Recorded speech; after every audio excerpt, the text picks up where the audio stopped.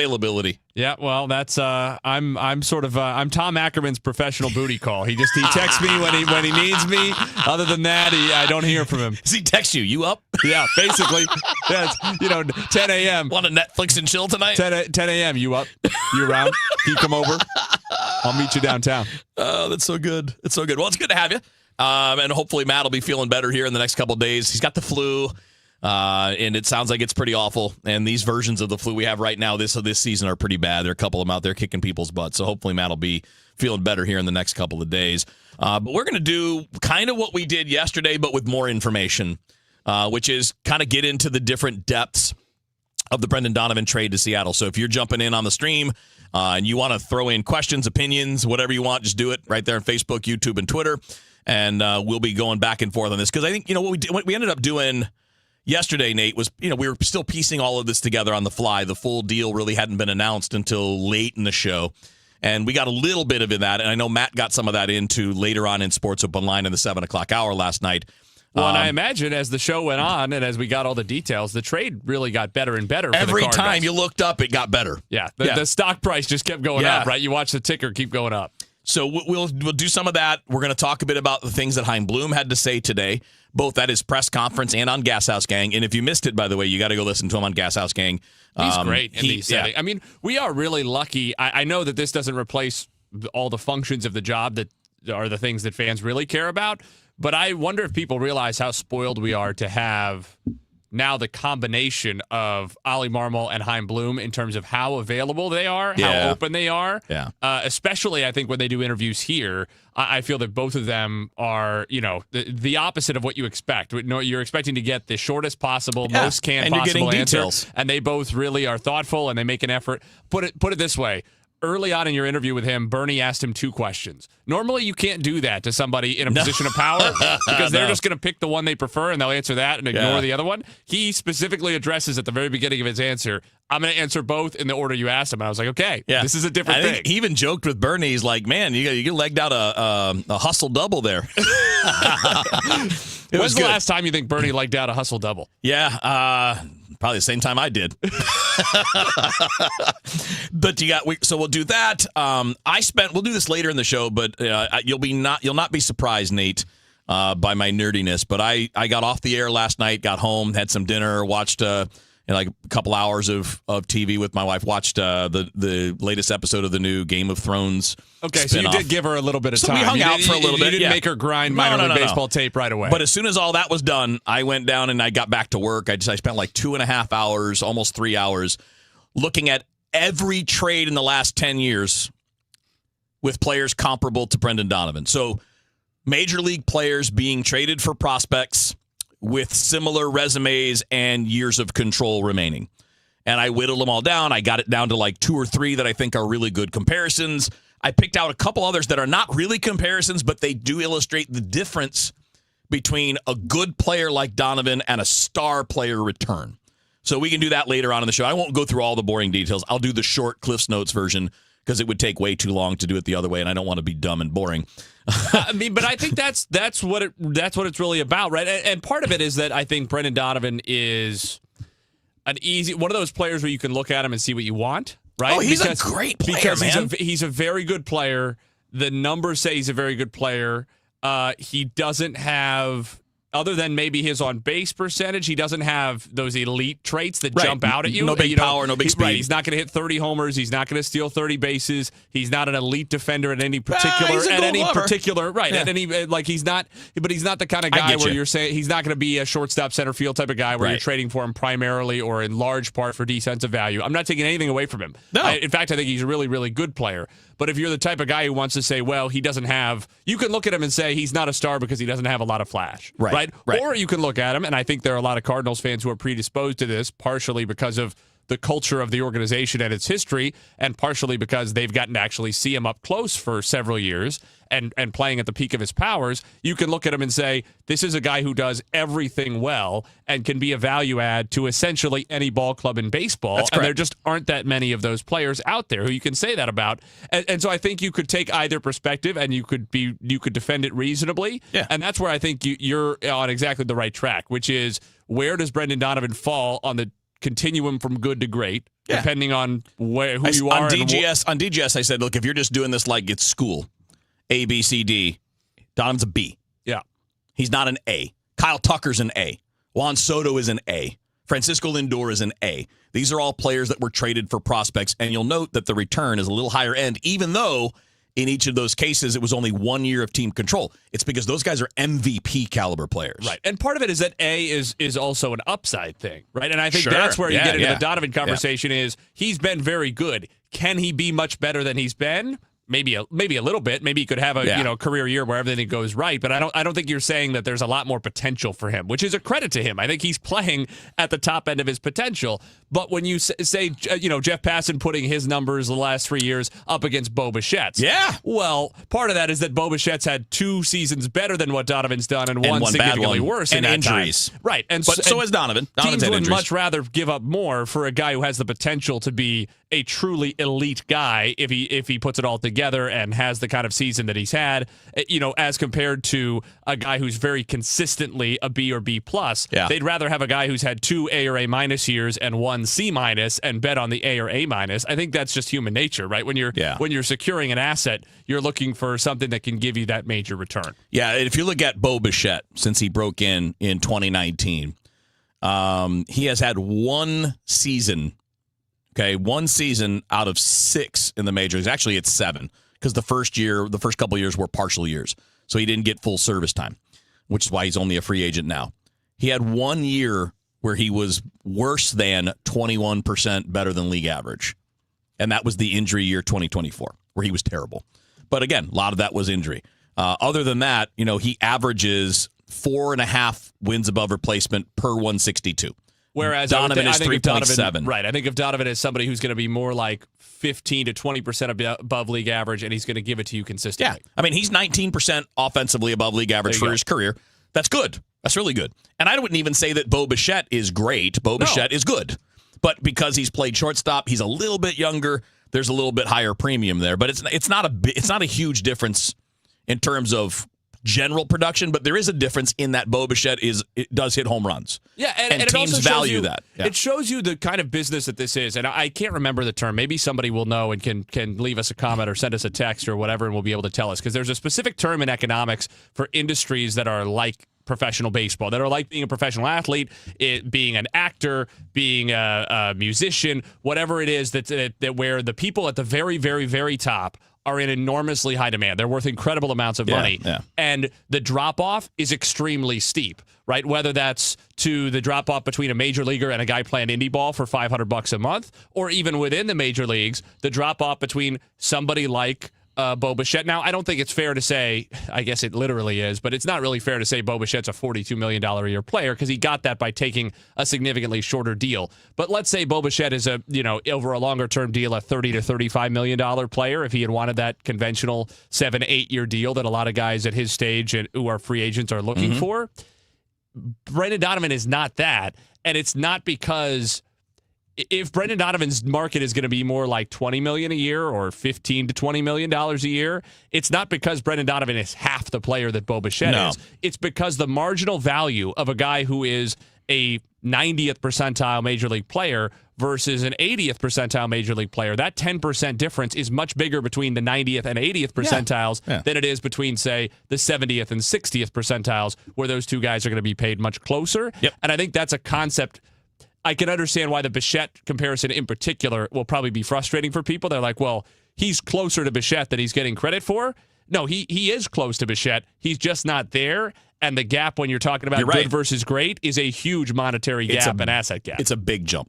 Yeah, there's a big jump between that. And Bichette is not a shortstop, but that he has been one, which also adds to It could the be way one. If people, Lindor was out for 2 months, he could fill in. It wouldn't be the end of the world. No, so it's a fascinating thing, and we got a lot of levels to this. So I'll do the comps, and we'll do a quick version of it, because the simple version of the comps that I did is that what the Cardinals got for Donovan is actually really good when you compare it to other comparable players.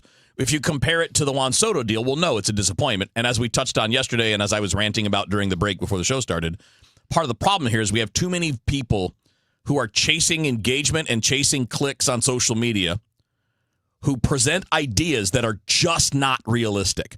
I saw this all off season long. They should get Kate Anderson and should be asking about Colt Emerson and Lazaro Montes from Seattle. You're not getting those guys. You're not getting a top 10, 15, 20, 30 prospect for Brendan Donovan. That doesn't exist anywhere in recent baseball history. It does not exist. I will illustrate that for you later.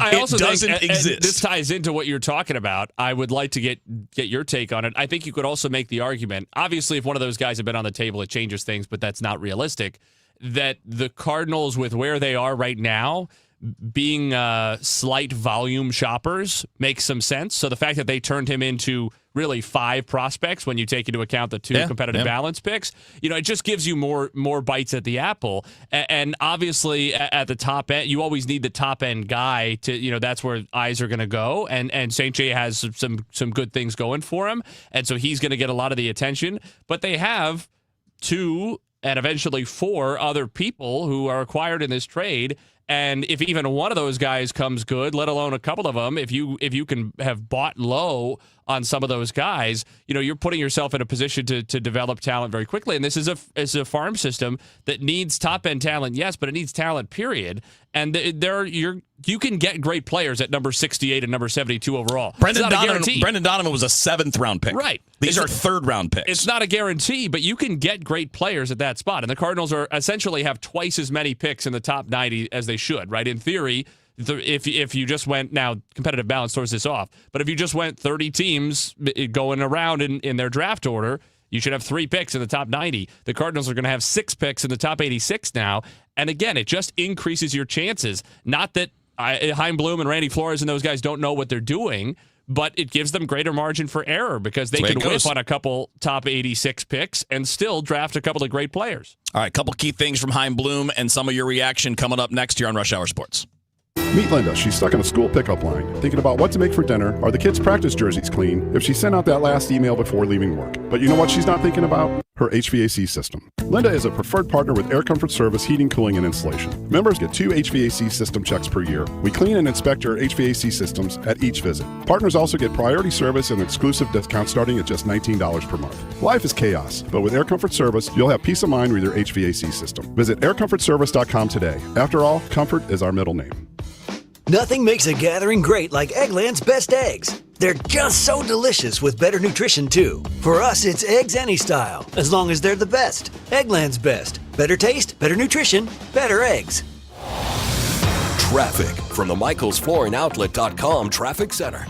Well, northbound 170 is getting better. It's just kind of slow now, approaching 70 up to Airport Road. Westbound 70, there's still a couple of slowdowns from 170 out to about the Rock Road. Really, again, we'll just call it to the Blanchett Bridge because there's heavy stretches periodically. Never a jam, though. And then it's busy mid-rivers out through really Highway K Bryan Road area. Just a lot of volume, but nothing is jammed on that run. Southbound 170, that backs up from Ladue to 64. Westbound 64, you've got delays from Pot Boyle out to McCausland, bumper to bumper, and it's still slow from 170 all the way to Ballas, west of Clarkson to Topgolf, 364 out to 70. South 270 bogs down, south of 364 to Ladue, approaching Manchester to Doherty Ferry, and a little heavy in the right lanes, Towson Ferry down to 55. Westbound 44, due to that earlier crash at 270 that was in the safety V, we have delays from west of Jameson all the way to that point. Southbound 55, still solid Arsenal to Bates, and westbound 44, still a backup from the Muswell Veterans Bridge back down, almost down to 55. I'm Roger Brand at the MichaelsFlooringOutlet.com Traffic Center. Rush Hour Sports continues on 104.1 FM, KMOX.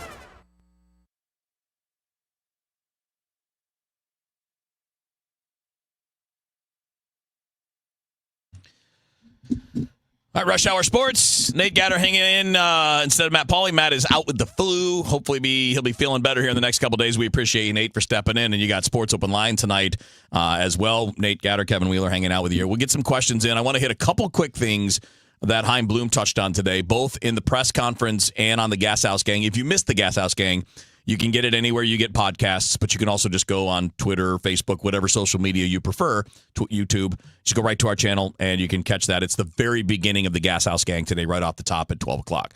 But a couple of interesting things that he talked about, Nate. One of them was what you hit on, which is having the numbers, right? You're accumulating a lot of talent.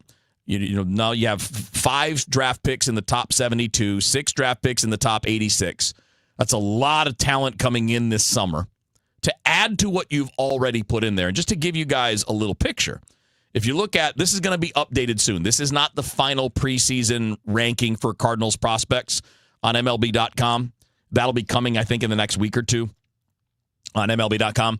But if you look at the Cardinals' top 30 right now, you got Durangelo Sanchez at number 4, Brandon Clark from one of the Boston trades at number 8, Yoiker Fajardo, one of the Boston trades at number 10, Jesus Baez traded from the Mets in season at number 11. You have Ty Pete at number 15 in the deal that we just got done. You're adding down as you go a little bit further down. You can throw in some of these other dudes that are add-ons. But in your top 15, you've added 4 or 5 guys. And that's not counting your draft picks like Liam Doyle and Tanner Franklin and all of that. And you've got, and I think it's fair to give Chaim Bloom at least half credit for those. Oh, no, he gets a lot because those are clearly different types of players than the Cardinals have drafted in the past. They've never drafted big college arms like guys that throw 100. They're always more in the guys that are going to stay healthy, guys that are going to be more reliable, not guys with the high upside and a little bit of risk. So no, there's no question that Bloom's influence is right there on those picks. No question. So your top prospects list have already been massively impacted by these trades. And there's more depth beyond that. Like we talked about, there's the upcoming third-round draft picks that you're going to have. So you've redone the system to a degree. And now one of the things he talked about, which I think is interesting, is now you got a pretty clear picture of what your infield's going to look like. And he pointed out, and I think this is a really important year for Nolan Gorman. He pointed out, like, look, he's going to have every opportunity. And he didn't say it the way that I'm going to, but he is going to have every opportunity. And this is it. Do your job. You got a chance to play every day. There's nothing really in your way except your own performance. Which I do think is a significant difference from, I understand if some people are thinking, I've already feel like we've had enough, right? How many years of big year for Nolan Gorman can we do, right? I understand if some people have feel when you're rebuilding, you give a 25-year-old time, right? And what I will say is, first of all, he's still very young. Just because he's been in the majors now for a few years, at least off and on, doesn't mean that he's not still a young guy and there's not still some potential there. Second of all, I think there's a difference from a player standpoint. I just imagine putting myself in those shoes. To even if it's for a team that doesn't expect to be nearly as competitive, if you're going to be in the lineup every day. Yeah. Right? As long as he's healthy and he's good to go, he should be in the lineup every single day. And that takes some of the pressure off of, well, I had a bad couple of at-bats to start this game. I struck out in the second inning. I struck out again in the fifth. Am I going to sit for 3 days now? I'm up in the 8th. This is my last chance to not be on the bench for the next 3 days. So I got to swing. I need a homer here, right? Like, let's just have a good professional approach. Relax and play. Right. And I think this will allow him to do that. That doesn't mean he's going to succeed, but I think it just gives him a much better chance of reaching toward his potential, or at least showing us the player that he really is at this stage. And I am not, to me, with the kind of, you're talking about the kind of player the Cardinals used to always draft, especially the kind of pitcher. Nolan Gorman is the kind of guy the Cardinals, especially with where they are right now, can't give up on no matter what. Not yet. You just don't give up on a guy who has those traits, who has that potential. You just don't do it. And so now we're going to get to see him bat 500-600 times this year without the pressure of being in and out of the lineup. Try to develop some consistency, and if it doesn't happen, it doesn't happen. But at least now you'll know exactly what you have. Yeah, and then you move on. A couple of questions that we can throw into the mix here, and we'll get to some of the comparable trades after the news. We got a question from RNB4 Forever Cards said, Wheels and Nate, why do you think Lazaro Montes wasn't included in the Donnie return? Thank you much. Because he's a guy who is a top 30 prospect who hit 30 home runs at the age of 20 in the minor leagues. Guys like that don't get traded for 2 years of a good player. And keep in mind, minor league seasons are a bit shorter. Not dramatically, but a bit shorter. So it's even more than 30 home runs is really 35, 40. Way younger than his level. Right. The average age of a player at high A is 22 to 23 years old. Montes was 20 and hit those 30 combined at high A and double A. So he's young for his levels, and he's producing elite power, and he also draws a ton of walks. And again, this is where we'll get into the comps in the later part of the hour, because that player gets traded, but that player gets traded for Juan Soto. that player doesn't get traded for Brendan Donovan or any comparable player. And it's because of what that upside is. And upside is what teams are really trying to buy. Let's see. There was another one I wanted to get to. Here you go. We'll throw this one. I meant to get this one. This is from Deadly St. Louis. What's up, Deadly? Says, what are the chances that we dump Lars before the spring? What are the sources saying, brothers? I don't think the sources are saying anything right now because we don't know if he's healthy. So if Newt Barr looks like he's going to track to be healthy in the spring, maybe something happens. I would bet that he's more of a July trade if he's playing well. And if he hadn't had the heel surgery, Nate, I think he would have been traded this offseason too. But who's going to give you the price that you want to get for a player when they're coming off of a surgery that might limit them? Yeah, I think I agree.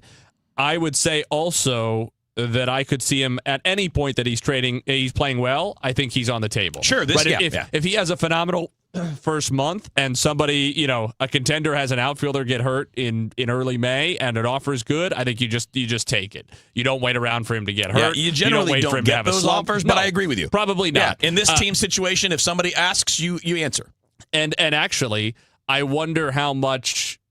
I think he's in the lineup pretty much every day, but I do wonder, Newt? Yeah. If he's healthy, he will be, Yeah, but I do think if I were them, I would be also doing everything to make sure I'm protecting his ability at the very top level. So if that means if giving him a day off a little bit more often than you think helps his numbers look better, I think I would do that too. I mean, it's to me, Lars Nootbaar is the guy they've got in the window at the front of the shop, right? I mean, he is on sale. That doesn't mean he'll take any price. It doesn't mean he'll take any price. He's for sale, but he's not on sale. Right. It doesn't mean he'll take any price. No discounts yet. But you want everybody to be able to see him, and especially if he's playing well, they might put him outside the store. They might put him out on the sidewalk so that people can see him. Right, at full price, but everybody's got to get a good look. No 20% off yet. That's Nate Gatter. I'm Kevin Wheeler. More Rush Hour Sports coming your way. And one of the things that we're going to be talking about is comparable trades. And I won't go through all of them in crazy detail, but I'm going to pick out a couple that really illustrate why this deal is exactly what everyone should have been expecting all winter long. So more baseball talk coming up on KMOX. When it comes to planning your retirement, there's a lot to think about. Portfolio management, tax planning, and retirement income just to get started. Steve All and his team at the All Financial Group focus on those things and more. Their goal is to help you achieve your goals. Call 636-230-8824 or online, yourmoneymattersstl.com. Investment advisory products and services made available through Impact Partnership Wealth, LLC, IBW, a registered investment advisor. Insurance and annuities offered through Steve All, NPN number 153-07419. At 5:30, this update is sponsored by Michael's Flooring Outlet, the flooring experts, michaelsflooringoutlet.com. Right now, we've got 32 degrees. It feels like 24 downtown at the Arch. The Cardinals farm system is gaining one of the most unique arms in baseball history. As part of this week's three-team trade, St. Louis is acquiring 22-year-old Jarangelo Senia, a pitcher who can throw over 90 miles an hour with both hands.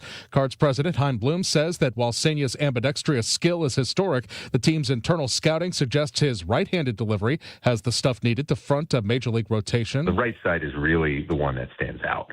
It's pretty impressive that he can do what he can from the left side, but the quality of stuff and potential for some of the shapes he'll be able to create from the right side, ability to command it, those really, like, that has, real upside of being, somebody that you'd be happy to have starting a playoff game for you. Senior reached AA last season and is expected to start the 2026 campaign in the Springfield rotation.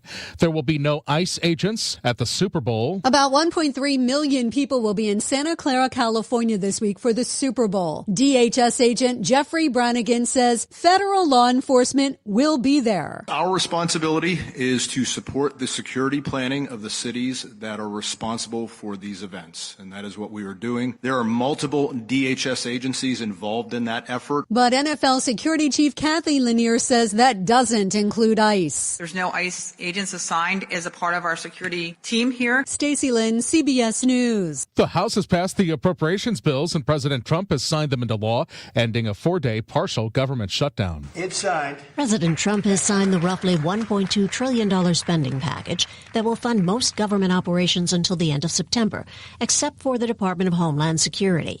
It has just 2 weeks of operating expenses under the previous budget. During that time, Congress must consider proposals to change the way ICE operates. It was the actions of ICE, part of Homeland Security, particularly in Minneapolis, that led to demands for changes and set the government shutdown in motion. Linda Kenyon, CBS News, the White House. Harris Stowe State University is adding a $62 million STEM building to its campus. Founding Dean in the College of STEM, Dr. Harvey Fields, tells MissouriNet it's part of an ongoing mission. Helping provide an on-ramp so that students can learn how to begin to embrace a STEM culture, how to embrace learning in a STEM environment, how to learn how to navigate the courses. The new building is expected to be open by the fall of 2027. Today's show anchor Savannah Guthrie will not cover the Olympics. NBC says, quote, Savannah will not be joining us at the Olympics as she focuses on being with her family during this difficult time. Authorities continue the search for her mother, Nancy Guthrie. Police believe she was taken from her Arizona home over the weekend against her will. CBS News Crime and Public Safety Unit senior producer Anna Schechter. There is so much we don't know, and the sheriff might know more than he is telling the press and the public, and that's could be for reasons related to the ongoing investigation. From the Saliga Heating and Cooling Weather Desk, for tonight, lots of clouds. It's going to be cold, low 17 degrees. For tomorrow, partly sunny and cold with a high of 31. A little better for Thursday with a high of 40. Right now, it's 32. Feels like 24 downtown at the Arch. I'm Michael Calhoun, KMOX News. This is the story of the one. As the purchasing manager at a manufacturing plant, she knows the only thing more important than having the right safety gear is having it there when you need it. That's why she partners with Grainger for auto reordering, so her team members can count on her to have cut-resistant gloves on hand, and each shift can run safely and efficiently.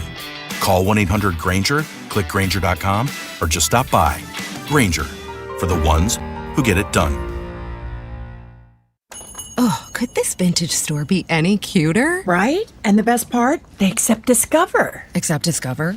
In a little place like this? I don't think so, Jennifer. Oh, yeah, huh? Discover's accepted where I like to shop. Come on, baby, get with the times. Right, so we shouldn't get the parachute pants? These are making a comeback. I think. Discover is accepted at 99% of places that take credit cards nationwide. Based on the February 2025 Nielsen report. In times that feel uncertain, music can bring us together. Join the St. Louis Symphony Orchestra for Prokofiev and Child's Anthems of Resilience. Experience a shared journey of hope through Prokofiev's Symphony No. 5, Rena Esmail's Remember, and Billy Child's Diaspora, featuring saxophonist Stephen Banks. February 6th and 7th at Powell Hall at the Jack C. Taylor Music Center. Tickets at slso.org. I hear from sellers all the time that they fear they have missed out on the selling market. They are so relieved to learn September, October, and November are strong selling months. With low inventory and hopefully lower interest rates, this fall will be a hot one for real estate. I'm Christina Straight, owner of Straight Realty. You may have heard me say, why pay more than 4 for years? Now it's why pay more than 2, saving you even more money. Call me 314-441-4444. And remember, why pay more than 2? Straight Realty is a licensed broker in the state of Missouri, Kansas, and Nevada. Hey, St. Louis City SC fans, mark your calendars now. The Boys in Red return to Energizer Park to kick off Season 4 Saturday, February 21st. And you could be there for the dawn of a new golden era of St. Louis soccer. Go to stlcitysc.com/tickets and reserve your seat now for the MLS home opener versus Charlotte FC. Limited quantities remain. See you soon, St. Louis. For 100 years, KMOX has been a part of St. Louis. Now, those moments live on, preserved, remastered, and ready to be heard again.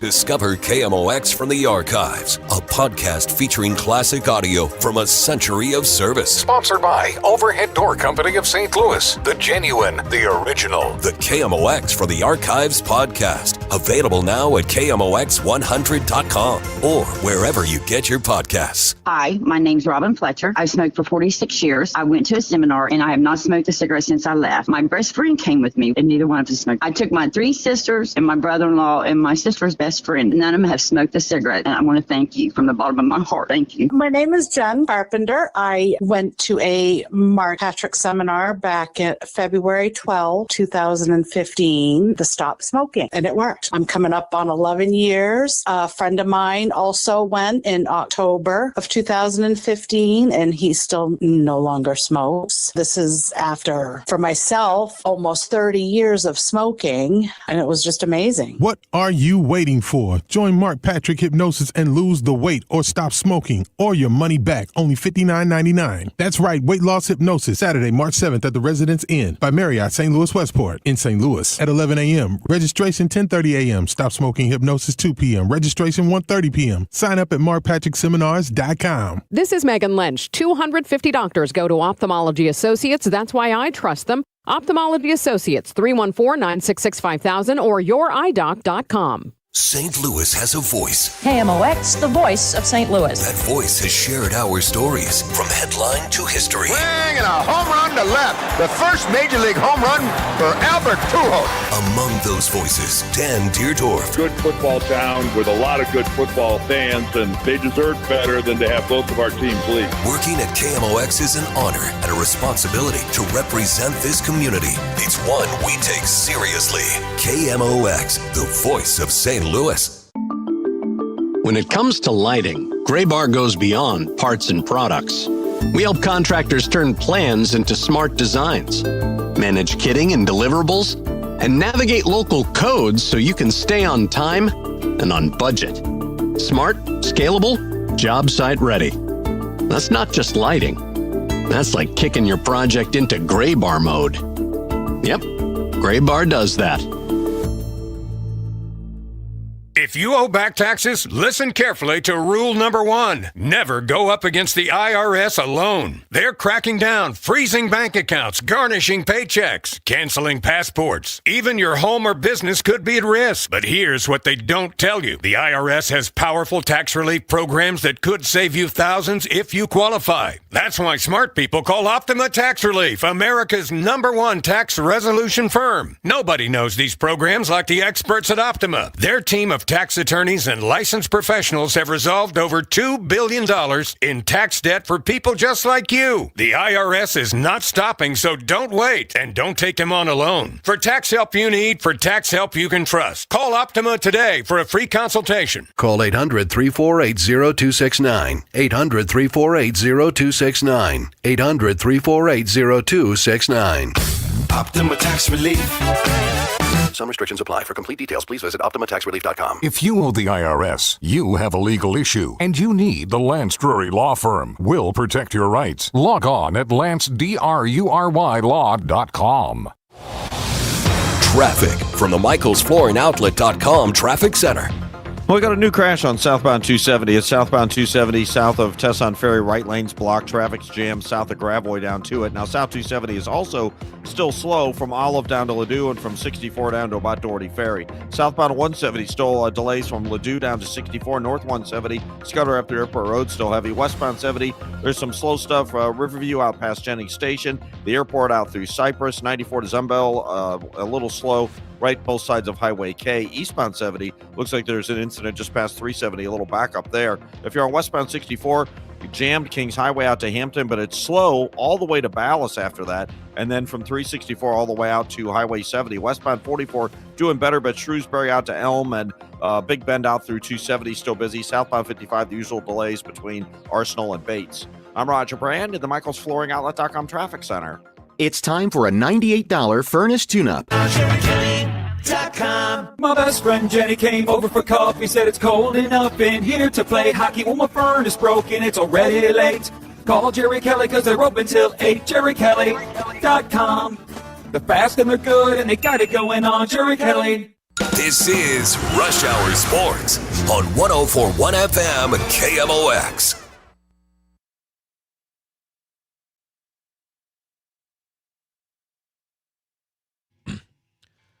All right, it's Rush Hour Sports. Nate Gatter filling in for Matt Pauley. Kevin Wheeler with you here. You got Sports Open Line tonight. What are you doing on Sports Open Line tonight?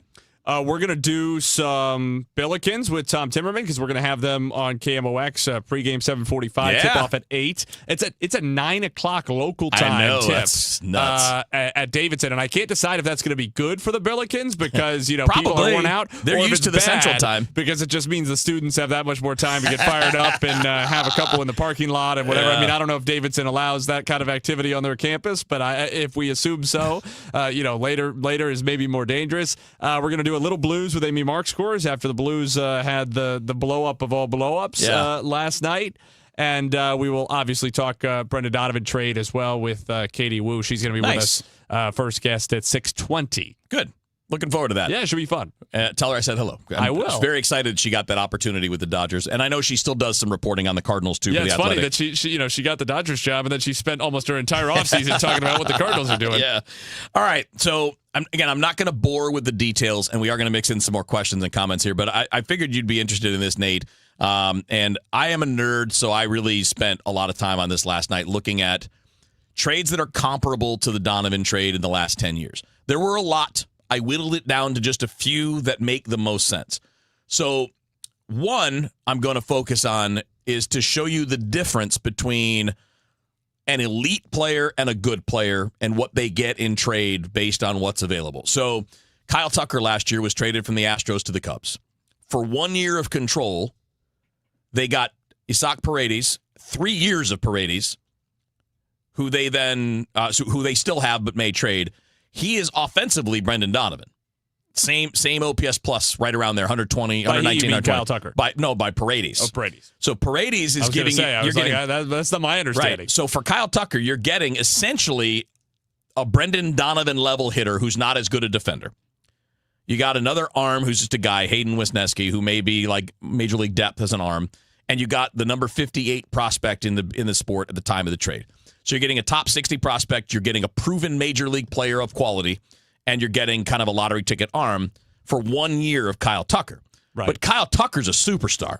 Yeah. Right? And the Astros, the prospect haul would have been bigger, but the Astros are in a different place than the Cardinals are right Correct. now. Or the Astros at the time were in a they different place. They wanted a major league player. Right. Right. And they got two of them. They got Paredes and they got Wisniewski. If they wanted more prospects, they could have gotten that. Yeah. But they wanted a major league player to stay more competitive. But there's no comparison between Tucker and Donovan. Right? Tucker is 6.5 WAR per 162 games. Donovan's 3.7. So he's almost twice the production that Donovan's giving you. And the year before the trade, Tucker missed half the year. He only played 78 games and he hit 24 home runs. At a 950 OPS. This is an all-star. This is a guy that got MVP votes in 3 out of 4 years before the trade, and the only year he didn't was the year he missed half the season. So you're not getting what you're going to get for Kyle Tucker. That's a way of illustrating, if you're thinking that they were getting that level of return for Donovan, you're just not, it's not the same caliber of player. The most accurate comp I saw, Nate, was from 2016. Do you remember Adam Eaton? Yeah. So he was traded from the White Sox to the Nationals. Yeah. So Adam Eaton had 4 years of team control left on that deal. Now, it was a contract extension. He had already gotten a deal. But it was 4 years at under $7 million a year. On average. Which is part of, that's a differentiating factor from Brendan Where Donovan. Donovan is 2 years and will be about that same AAV when you count 27 arbitration raise. So he's 5.8 now. He'll probably be 7.5 in arbitration next year. So when you account for increases in revenue and inflation and whatnot, the equivalent would be if Brendan Donovan were signed, for 4 years at an AAV of probably 10 to 12, something like that? Yes, right. So it's twice as much control. It's at about the same money. Just, again, relatively speaking, it would be more now, but again, kind of apples to apples. And also, he was a 5-win player for 3 years before the trade. Donovan's never been better than a 4, and on average, he's a 3. So you're talking about first year in Washington. This is getting beside the point, but was it Eaton's first year in Washington that he had the injury when he stepped up? Big injury, yeah. What a shame. And it really he was did a great damage player. his career. So he was a great player. He was 6 WAR per 162 before the trade. Donovan's 3.7. So again, significantly better all-around player, even though they were similar hitters. And in that trade, they got the number 3 prospect in baseball, who was Lucas Giolito at the time. They got Reynaldo Lopez, who wound up being the number 45 prospect in baseball the following spring. And they got Dane Dunning, who had been a first-round pick that previous year. That's what you got for 4 years of a player better than Donovan instead of 2 years for Donovan. So when you compare those to what the Cardinals just got, that's not that far off. You missed the high end. You don't have a top 5 prospect like Giolito was at the time. But that's because Eaton was a significantly more impactful player all around than Brendan Donovan is. And I think that's a really interesting comp because there are similarities salary-wise. They're not power guys. They're not home run hitters. They're similar styles of player, but Eaton had more speed, was a great outfielder. I mean, a real high-end defensive outfielder. And I think that's an interesting way to look at it. So, yeah, if you expected that level of return, well, you're getting half the number of years for Donovan when you're trading and getting Donovan. Why would you give up the same level of prospects? Right. And a guy who's worth, probably 65, 70% as much. Yeah. So there are comps out there that show you what you should have expected. And this is the deal that they got that is what fans should have expected all along. I think the problem is when folks hear about the Eaton return, they say, oh, yeah, I would have loved that. Where's my number 3 prospect in baseball coming back? But he's not Adam Eaton. Right. And he's not 4 years, it's 2 years. Right. So teams, and this is a thing that people have to cost adjust. You have to take that return and then adjust it. If that return is worth however many dollars, That's right. You're taking 65 cents or so on that dollar. That's correct. Maybe not even because of the control difference. Maybe it's 55, 60 cents. Yes, that's the correct way to look at it. Is that teams value control way more than they value as much. Actually, I think they might value control as much as they value statistics.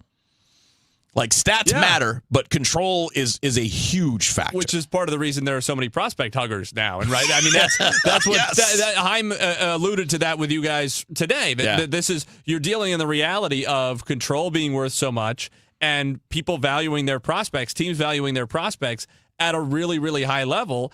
And especially this, we've spent a lot of time, you and I, over the last however long, talking about the haves and have-nots in baseball.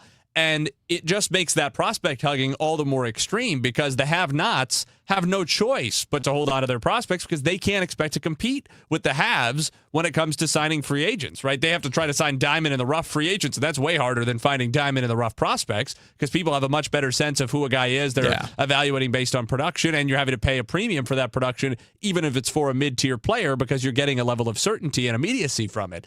Whereas the haves don't have to do that as much. And so maybe they're more willing to trade their prospects, but they do it more often because they're in win now mode a lot more often. All the time. So they only have so many. The Dodgers are kind of an exception, but most of the have teams only have so many prospects to trade, right? Because they're using their money to win more so than their prospects to win. And the have-not teams that use their prospects and have a lot of them potentially to trade can't afford to trade them because they need them all to become cheap, high-upside MLB talent that they can't get any other way. Absolutely. All right, we got one more segment to go here, and then we have Sports Open Line coming up after the news on KMOX. Renewal by Andersen is the #1 window and door brand for customer service. Schedule your free inspection today. Call 877-WINDOWS. That's 877-WINDOWS. Or head to rbastl.com. SNL Coin. We buy gold and silver coins, silver and gold jewelry. Also buying gold-filled and silver plate. Before you sell, call SNL. 314-544-3600. 314-544-3600. SNL Coin. Traffic from the MichaelsFlooringOutlet.com Traffic Center. Well, we still got this crash on southbound 270 before 55. They still have the right lane blocked. So if you're south on 270, it's clear up north, but it is backed up. Well, let's call it south of Gravois down to that crash just before 55. So not too terrible. If you're on northbound 170, a little busy at Airport Road. South 170, slow at Brentwood. Westbound 64, Science Center and McCausland backed up. We have a incident just before Spady, so we're backed up west of McKnight, so that's pretty solid through there. Then it's just kind of slow approaching Prospect out west. Westbound 44, that's a lot better, but still heavy west of Big Bend out to 270 where we had that crash in the safety V there. Southbound 55, Gasconade Bates still a little off the pace in that stretch, and westbound 44 still kind of slow passing the Poplar downtown. I'm Roger Brand in the MichaelsFlooringOutlet.com Traffic Center.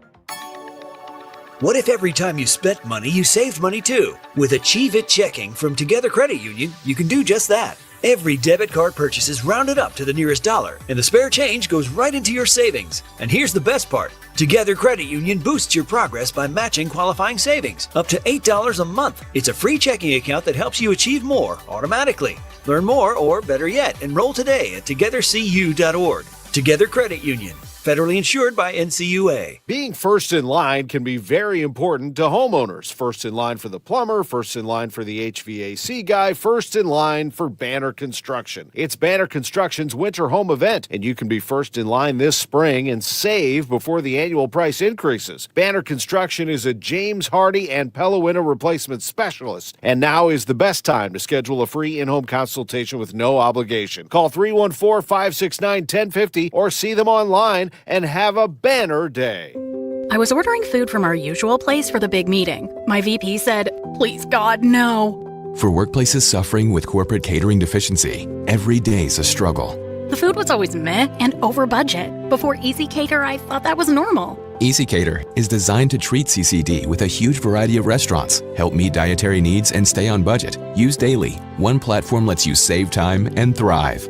Ask your web browser about Easy Cater or start an order at easycater.com. This is Rush Hour Sports on 104.1 FM KMOX.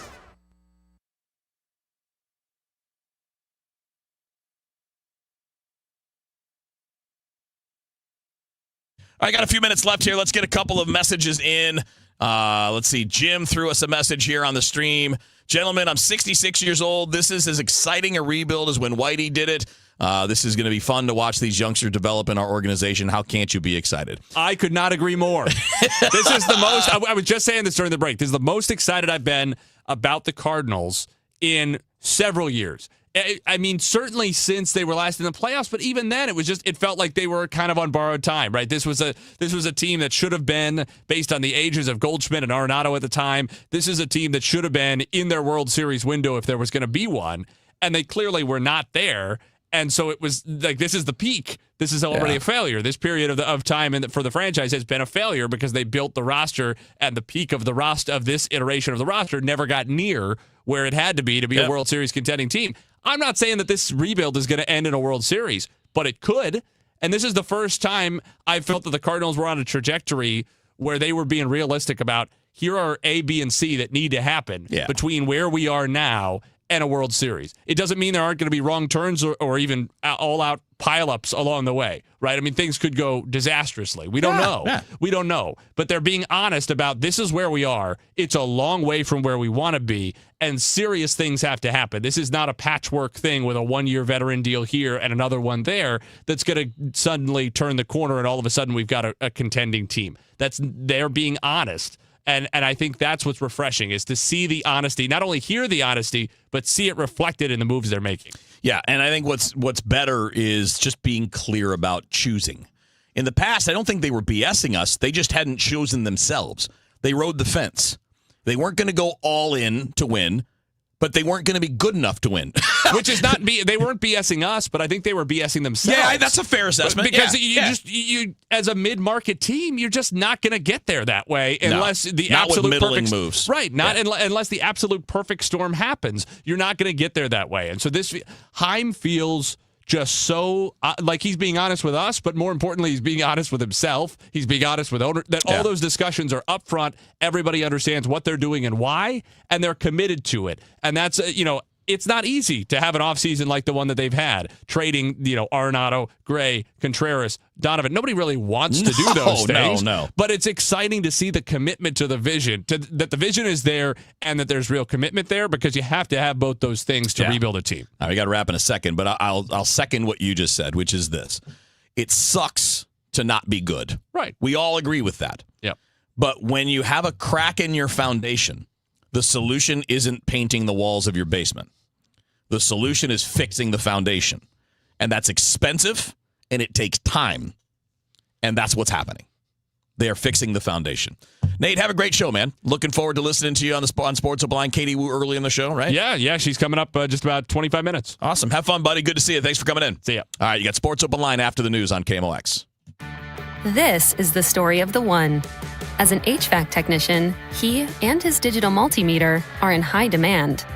So when a noisy office HVAC turns out to be a failing blower motor, he doesn't break a sweat. With Grainger's easy-to-use website and product information, he selects the product he needs to keep everything humming right along. Call 1-800-GRAINGER, click Grainger.com, or just stop by. Grainger, for the ones who get it done. You're still grooving, still connecting, still loving, still turning up, still thriving. You still got it, but your immune system, it weakens as you age. That's where vaccines come in. They help train and strengthen your immune response to fight off respiratory illnesses like flu, pneumococcal pneumonia, RSV, or COVID-19. Ask your doctor or pharmacist which vaccines you need. Book in minutes at VaxAssist.com. Sponsored by Pfizer. Midwest winters take a real toll on your garage door. Let my friends at Overhead Door Company of St. Louis come out and perform their 26-point tune-up on your garage door and opener. The work is guaranteed, and it's just one price for up to 3 garage doors and openers. No extra charge for evening or Saturday service. Overhead Door Company of St. Louis, since 1926, 100 years. Schedule online at overheaddoorsstlouis.com. That's overheaddoorsstlouis.com. Big game, big screen, big energy at Ballpark Village, Sunday, February 8th. Enjoy the big game like you're in the end zone, featuring in-arena touchdown celebrations, band cams, contest VIP packages, and more, hosted by RDJ and DJ Dex. Save up to $10 on tickets with code KMOX. Tickets and event details at stlballparkvillage.com/events. For more information, KMOX.com/events. Let me tell you one of the reasons I think we became the largest injury firm in the world, and it's not even close. I'm John Morgan of Morgan & Morgan.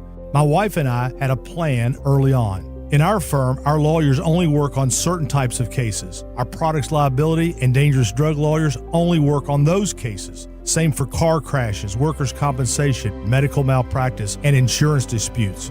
Our thinking is for these lawyers to focus on one area of the law and live it and breathe it.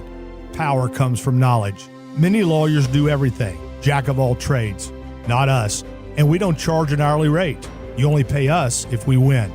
If you want to hire us, it's easy. Dial Pound Law on your cell phone, pound 529, or visit forthepeople.com on your phone or computer from the comfort of your own home. Let us get to work for you. Morgan & Morgan, forthepeople.com. Injured? Dial Pound Law or visit forthepeople.com for an office near you. Traffic from the MichaelsFlooringOutlet.com Traffic Center. Well, we're still busy on westbound Highway 64. It's still slow from the Science Center headed out to about Big Bend, and it's bumper to bumper from McKnight all the way out to this. It looks to me like it's a stall that's in the right lane, westbound 64 west of Spady. So, again, from west of McKnight out to Spady, it's a pretty solid jam. Westbound 44, that's still backed up. At least the right lane's coming through Lindbergh. That crash is still there in the safety V at the 270 exit, so it's still an issue there. And I mentioned earlier they cleared that crash South 270 south of Tesson Ferry, but they just called out EMS again for that same location. I see a jam on South 270 right now. It extends from Gravois down to Tesson Ferry. They were saying it was at the 55 ramp. I think it's actually at Tesson Ferry. So, again, restrictions in that area one more time. For the MichaelsFlooringOutlet.com Traffic Center. News, talk, cards. KMOX AM St. Louis. KMOX FM Hazelwood. Always live on the free Odyssey app. This is CBS News on the Hour, your home for original reporting. I'm Jennifer Kuiper. The House passes the appropriations bills and President Trump signs them into law, ending a partial government shutdown. It's signed. President Trump has signed the roughly $1.2 trillion spending package that will fund most government operations until the end of September, except for the Department of Homeland Security. It has just 2 weeks of operating expenses under the previous budget. During that time, Congress must consider proposals to change the way ICE operates. It was the actions of ICE, part of Homeland Security, particularly in Minneapolis, that led to demands for changes and set the government shutdown in motion. Linda Kenyon, CBS News, the White House. President Trump on a podcast with Dan Bongino urges nationalizing elections amid unfounded concerns about electoral fraud in the U.S. White House Press Secretary Caroline Leavitt says the president was referring to a bill called the SAVE Act. However, Trump tells reporters in the Oval Office the federal government should get involved. These are agents of the federal government to count the votes. If they can't count the votes legally and honestly, then somebody else should take over. According to CBS News election law contributor David Becker, the elections clause of the Constitution couldn't be any more clear. It's actually one of the areas the founders carved out specifically to exclude the executive from any power over elections. It's the state legislatures first, and then Congress can also legislate if they choose to do so, and they've done that rarely. As authorities search for Nancy Guthrie, the mother of Today Show co-host Savannah Guthrie, they're asking for the public's help and say they're aware of reports circulating about possible ransom notes and that all tips and leads are being taken very seriously. Pima County Sheriff Chris Nanos believes she was taken from her Arizona home over the weekend against her will. CBS's Anna Schechter. The one thing he did say definitively is that he has no idea where she is, which is very troubling. That does not mean that law enforcement doesn't have some clue or is not in communication with someone. It could be so many scenarios, and we just don't know.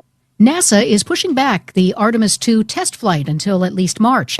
The decision comes after a test found some issues, including a liquid hydrogen leak. NASA's Lori Glaze, says that they are still working on when the second wet dress rehearsal may be. Our teams have a lot of data they need to assess. We need to put together what the plan is and the various tests in addition to wet dress. What else do we want to do between now and then? So there's a variety of things that need to be taken into consideration. Greek authorities say a collision between a speedboat carrying migrants and a Coast Guard vessel has left at least 15 people dead. This is CBS News. Real crimes, real justice. Follow and listen to 48 Hours on the free Odyssey app or wherever you get your podcasts. DQ presents the Spicy Menu. For a limited time, try the new Flamethrower Chicken Strip Basket for $6.99 with spicy, bold strips that heat you up. Served with a side of famous DQ soft serve as a dip to cool you down. That's right, dip those spicy chicken strips right into soft serve, plus fries and toast, all for just $6.99. And add a new pineapple lemonade sparkler or cooler made with tahini. It's the limited time only Spicy Menu. Get it delivered in the DQ app. Happy, tastes good. Participation may vary. Welcome back to Winter Hack Radio, the place for clever hacks to survive the season. Icy driveway? Well, try spreading sand or birdseed to help with traction. Snowy puppy paws? Well, grab a whisk, brush it off, done. Catch COVID-19? Well, just get... Actually, there's no hack for COVID-19. But if you test positive, prescription medications for COVID exist. Ask your doctor if they're right for you. Visit PfizerForAll.com to learn more. Sponsored by Pfizer. At 6:04, we've got 31 degrees. The feels like is 24 downtown at the Arch. The president of the St. Louis Sports Commission says St. Louis will have another connection with the LA 28 Olympics. It's not just Energizer Park getting selected as a venue for the Olympic soccer group stage matches. Mark Schreiber says they are working to make sure that St. Louis is part of the torch relay in 2028, and the city is currently bidding on the 2028 U.S. Olympic Marathon Trials. We're actually a finalist city for that event. President and CEO Brad Dean of Explore St. Louis says St. Louis has a rich history in soccer, and there's something else. We get to join the promotional hype for the next 2 years. So this allows us to put St. Louis on the pedestal that it deserves. And long before the first hotel reservation's made, long before the first ticket is actually turned in, we will actually experience the benefits from global publicity. Maria Kina, KMOX News. The number 19 St. Louis University basketball team puts their 15-game winning streak on the line tonight in North Carolina against the Davidson Wildcats.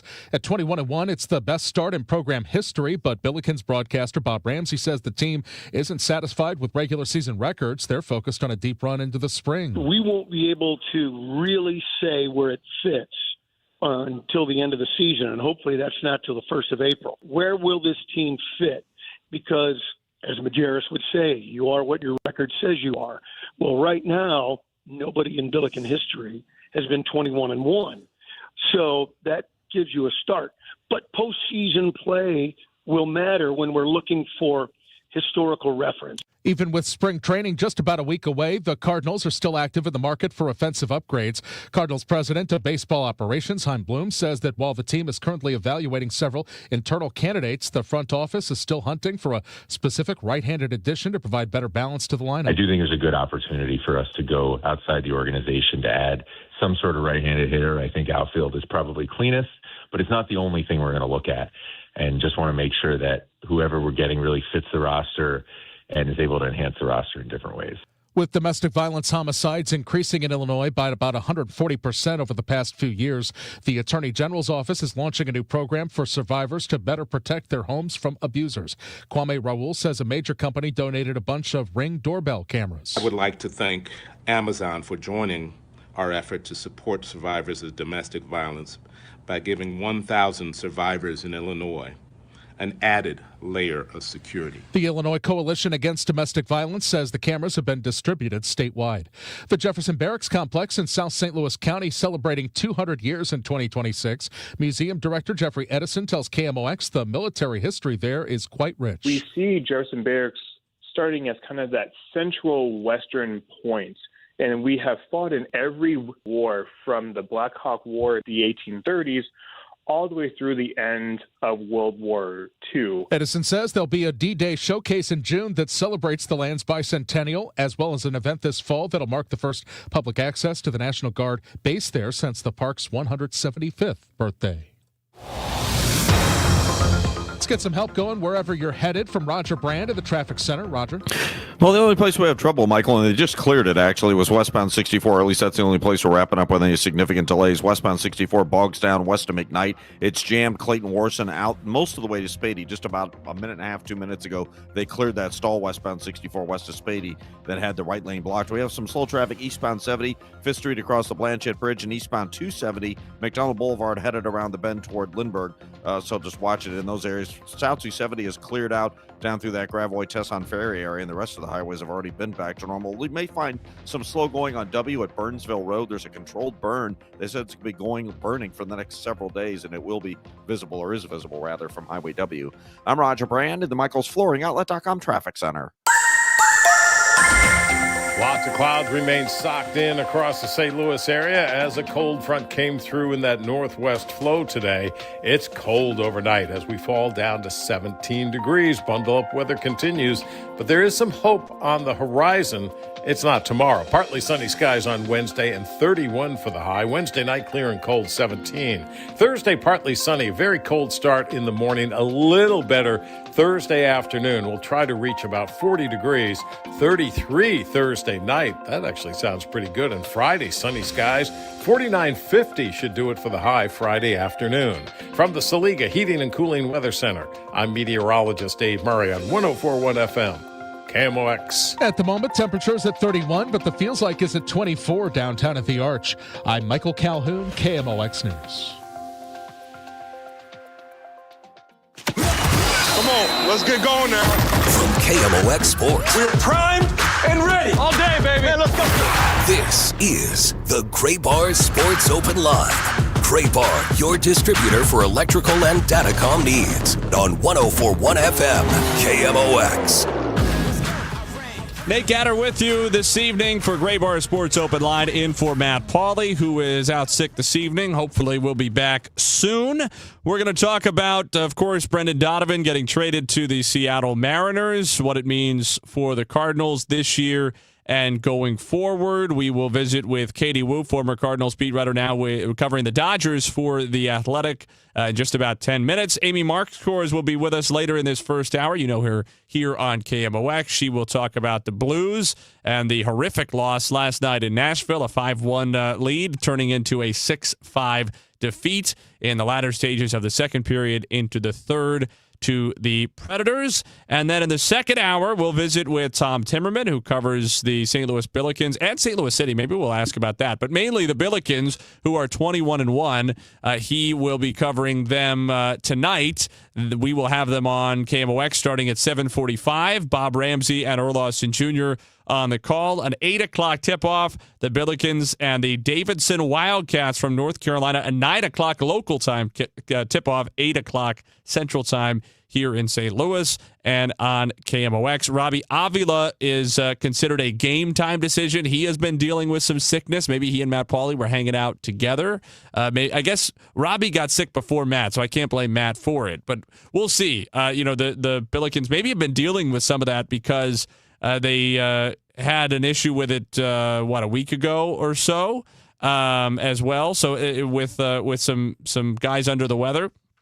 So hopefully Avila is able to go, which should be a tricky game as is often the case, playing on the road against Davidson, although not a team that's quite at the level they were a few years ago. But St. Louis at 21-1, double-digit game winning streak, just continues to roll, and maybe having to guard against a little letdown after such an emotional win over Dayton on Friday. A packed house at Chaffetz Arena, and they rolled to a 31-point win, 102-71. So all of that coming up. Katie Wu, Amy Mark Scores, and Tom Timmerman here on Sports Open Line. Nate Gatter with you. Kyle Sixta is producing things. And let's start with a couple more minutes before we talk to Katie with the Donovan deal. If you were with us during Rush Hour Sports, we talked about it with Kevin Wheeler. Donovan traded to Seattle for, well, Tampa Bay was involved too, 3 prospects and a couple of competitive balance draft picks. I think the draft picks, they don't sound very sexy, especially you use the words competitive balance. People don't really know what that is. But number 68 and number 72 overall draft picks, to me, with where this team is right now, those have significant value. So, I mentioned it to Kevin, but it felt like as the minutes and hours went by after the trade was initially reported, or at least Donovan's move to Seattle was initially reported, it felt like the trade just got better and better and better for the Cardinals in that they were getting better prospects than maybe it would have been expected, at least on par. And then it was reported there were competitive balance picks involved. There was speculation maybe one was going to Tampa, one to St. Louis. It turns out both going to St. Louis. So I think in general, the deal was as good as could have been expected, maybe a little bit better than would have been realistically expected, especially since it took a little while compared to the other Cardinals trades of established guys this offseason to materialize.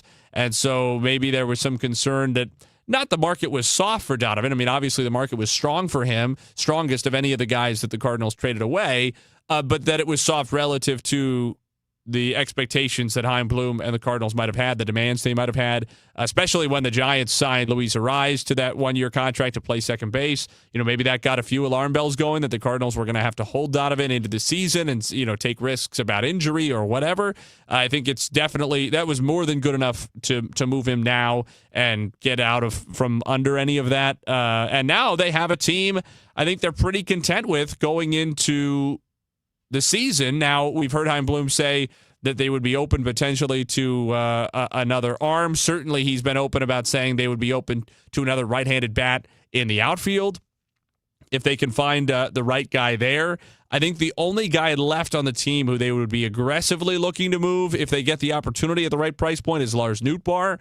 Other than that, I don't think there's anybody else on the roster who you say they actively want to get rid of. And it's not that they don't think Lars is a good player. It's just that I think he stands out as the guy who is the most established and coveted, would get the most return relative to his age and his likelihood to be a contributor for the Cardinals over the medium to longer term as they get back to being competitive. So certainly, I mean, the hope would be that if Lars Nootbaar has a good first half of the season, you can get something decent for him at the deadline. Other than that, I mean, I think this has been pretty close to a perfect offseason for the Cardinals. Certainly, I love the clarity of the direction, as we talked about at the end of that last hour with Wheels on Rush Hour Sports. You can go back and hear that or anything else on the free Odyssey app. You can also listen live there, including to Cardinals baseball when spring training gets underway here shortly. And you can hear all of our broadcasts on KMOX there on the free Odyssey app. If you don't want to mess around with the constant changes to streaming and the subscription services and everybody reaching in your pocket, you can try spending $0 and see how you like it. You can also use the talkback feature on the free Odyssey app to get in touch with us, and we will play those messages on the air with the asterisk of, follow FCC guidelines. So with all of that in mind, Kyle, let's how do you evaluate the Brendan Donovan trade? Scale of kind of a 1 to 10, if you will. How do you evaluate the Brendan Donovan trade as it fits into this offseason?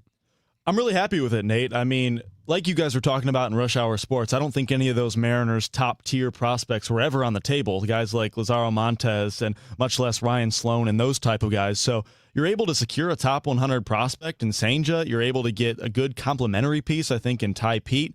And then, like you said, the deal just kept getting sweeter and sweeter as the day went on. Not only one comp pick, but two. And I don't know if that's just a weird thing about me. I think that is a sexy part of the deal. You were saying it's not. I mean, that's kind of unknown and why it might not be as attractive. But, I mean, that's just two that's more ammo that you have in next year's draft. I believe it's 6 picks in the top 86. It is. I mean, that's real ammunition to be able to add to this already growing farm system. Right. So I like it a lot. You'd have to think that in the top 86, I mean, even if you were just sort of the guy who shows up to his fantasy draft having done no preparation and you're just picking off the big board or whatever you could find, look up the Keith Law's rankings or something like that or Kylie McDaniels or whoever you want to use and just draft off of that. Even if you did that, you'd have to think you're running into a couple of legitimate major leaguers in the top 86 picks. I mean, I think that would be the bare minimum is 2 guys who become established major leaguers for extended periods of time and 1 guy who becomes at least an above average sort of everyday type guy or, top number 3 starter or better or whatever, however you want to look at it from a pitching standpoint.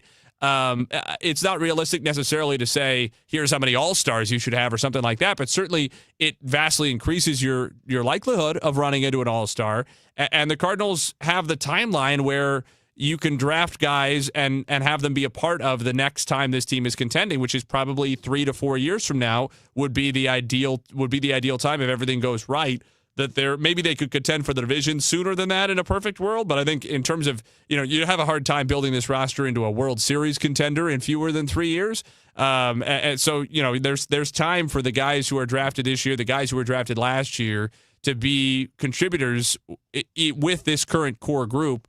And you hope to add a couple of names to that this year in the sense that you're going to get a lot of at-bats for these guys who are 25 and younger, 26 and younger, and you hope that in addition to, say, Wynn and Weatherholt, you get a couple more names, 1 or 2 more. Maybe it's a Gorman, maybe it's a Walker, maybe it's somebody else who you look at then at the end of the year as compared to now and say, yeah, that's a guy who we expect to be part of our everyday core in 2028 when we want to be contending for the division, 2029 when we want to be contending for the pennant, whatever it is, those are the goals for this year.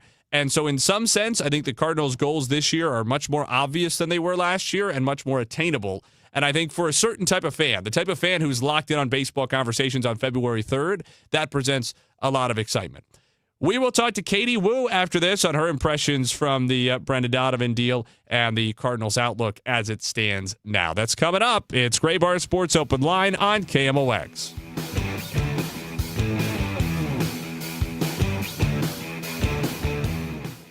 Texting enrolls you into recurring automated text messages. Consent not required to purchase. Message and data rates may apply. Hey, Dan, haven't seen you around the gym for a while. Yeah, I've really fallen off. Since I turned 40, I just don't get the results I used to get. Could it be lower testosterone? Lower T. Happens to most guys after 40. I was in the same boat until I started using Nugenix Total T2. Total T2, the new one I've seen on TV. Yep, it's the next generation testosterone booster for both free and total testosterone. It's packed with even more man-boosting power, sending nitric oxide levels skyrocketing in just 3 hours. It actually works? I feel like I'm in my 20s again. I've got more energy, better results in the gym, and things are even better in the bedroom. Send them a text and get a complimentary bottle. Text now for your complimentary bottle of Nugenix Total T2, the #1 testosterone brand at GNC. Plus, text now and we'll include a bottle of Nugenix Thermo X, our most powerful fat incinerator ever, absolutely free. Text AREA to 369-369. AREA to 369-369. AREA to 369-369. These statements have not been evaluated by the FDA. This product is not intended to diagnose, treat, cure, or prevent any disease. If you owe the IRS, you have a legal issue, and you need the Lance Drury Law Firm. We'll protect your rights. Log on at lancedrurylaw.com. This is the story of the one. As an HVAC technician, he and his digital multimeter are in high demand. So when a noisy office HVAC turns out to be a failing blower motor, he doesn't break a sweat. With Grainger's easy-to-use website and product information, he selects the product he needs to keep everything humming right along. Call 1-800-GRAINGER, click Grainger.com, or just stop by. Grainger, for the ones who get it done. Dreaming of college but worried about the cost? The Together Foundation is here to help. The Together Foundation is awarding 5 $1,500 scholarships to St. Louis area students who are ready to take the next step toward their future. Applying is simple, but time is limited, as applications will be accepted through March 31st. Learn more or apply at togethercu.org/scholarship. That's togethercu.org/scholarship. This community message has been brought to you by Together Credit Union. I hear from sellers all the time that they fear they have missed stressed out on the selling market. They are so relieved to learn September, October, and November are strong selling months. With low inventory and hopefully lower interest rates, this fall will be a hot one for real estate. I'm Christina Straight, owner of Straight Realty. You may have heard me say, why pay more than 4 for years? Now it's why pay more than 2, saving you even more money. Call me 314-441-4444. And remember, why pay more than 2? Straight Realty is a licensed broker in the state of Missouri, Kansas, and Nevada. When it comes to planning your retirement, there's a lot to think about. Portfolio management, tax planning, and retirement income just to get started. Steve All and his team at the All Financial Group focus on those things and more. Their goal is to help you achieve your goals. Call 636-230-8824 or online, yourmoneymattersstl.com. Investment advisory products and services made available through Impact Partnership Wealth, LLC, IBW, a registered investment advisor. Insurance and annuities offered through Steve All, NPN number 153-07419. Join Mark Patrick Hypnosis. Lose the weight or stop smoking. Guaranteed only $59.99. Saturday, March 7th at the Residence Inn by Marriott, St. Louis Westport in St. Louis. Weight loss hypnosis starts at 11 a.m. Registration at 10:30 a.m. Stop smoking starts at 2 p.m. Registration 1:30 p.m. Don't miss Mosby Building Arts Home Improvement Show, Saturdays from 11 a.m. to 1 p.m. on KMOX. One of the last call-in shows where you can get live answers to your remodeling, design, and construction questions. Tune in Saturdays at 11 a.m. Yesterday, today, and tomorrow. KMOX, the voice of St. Louis.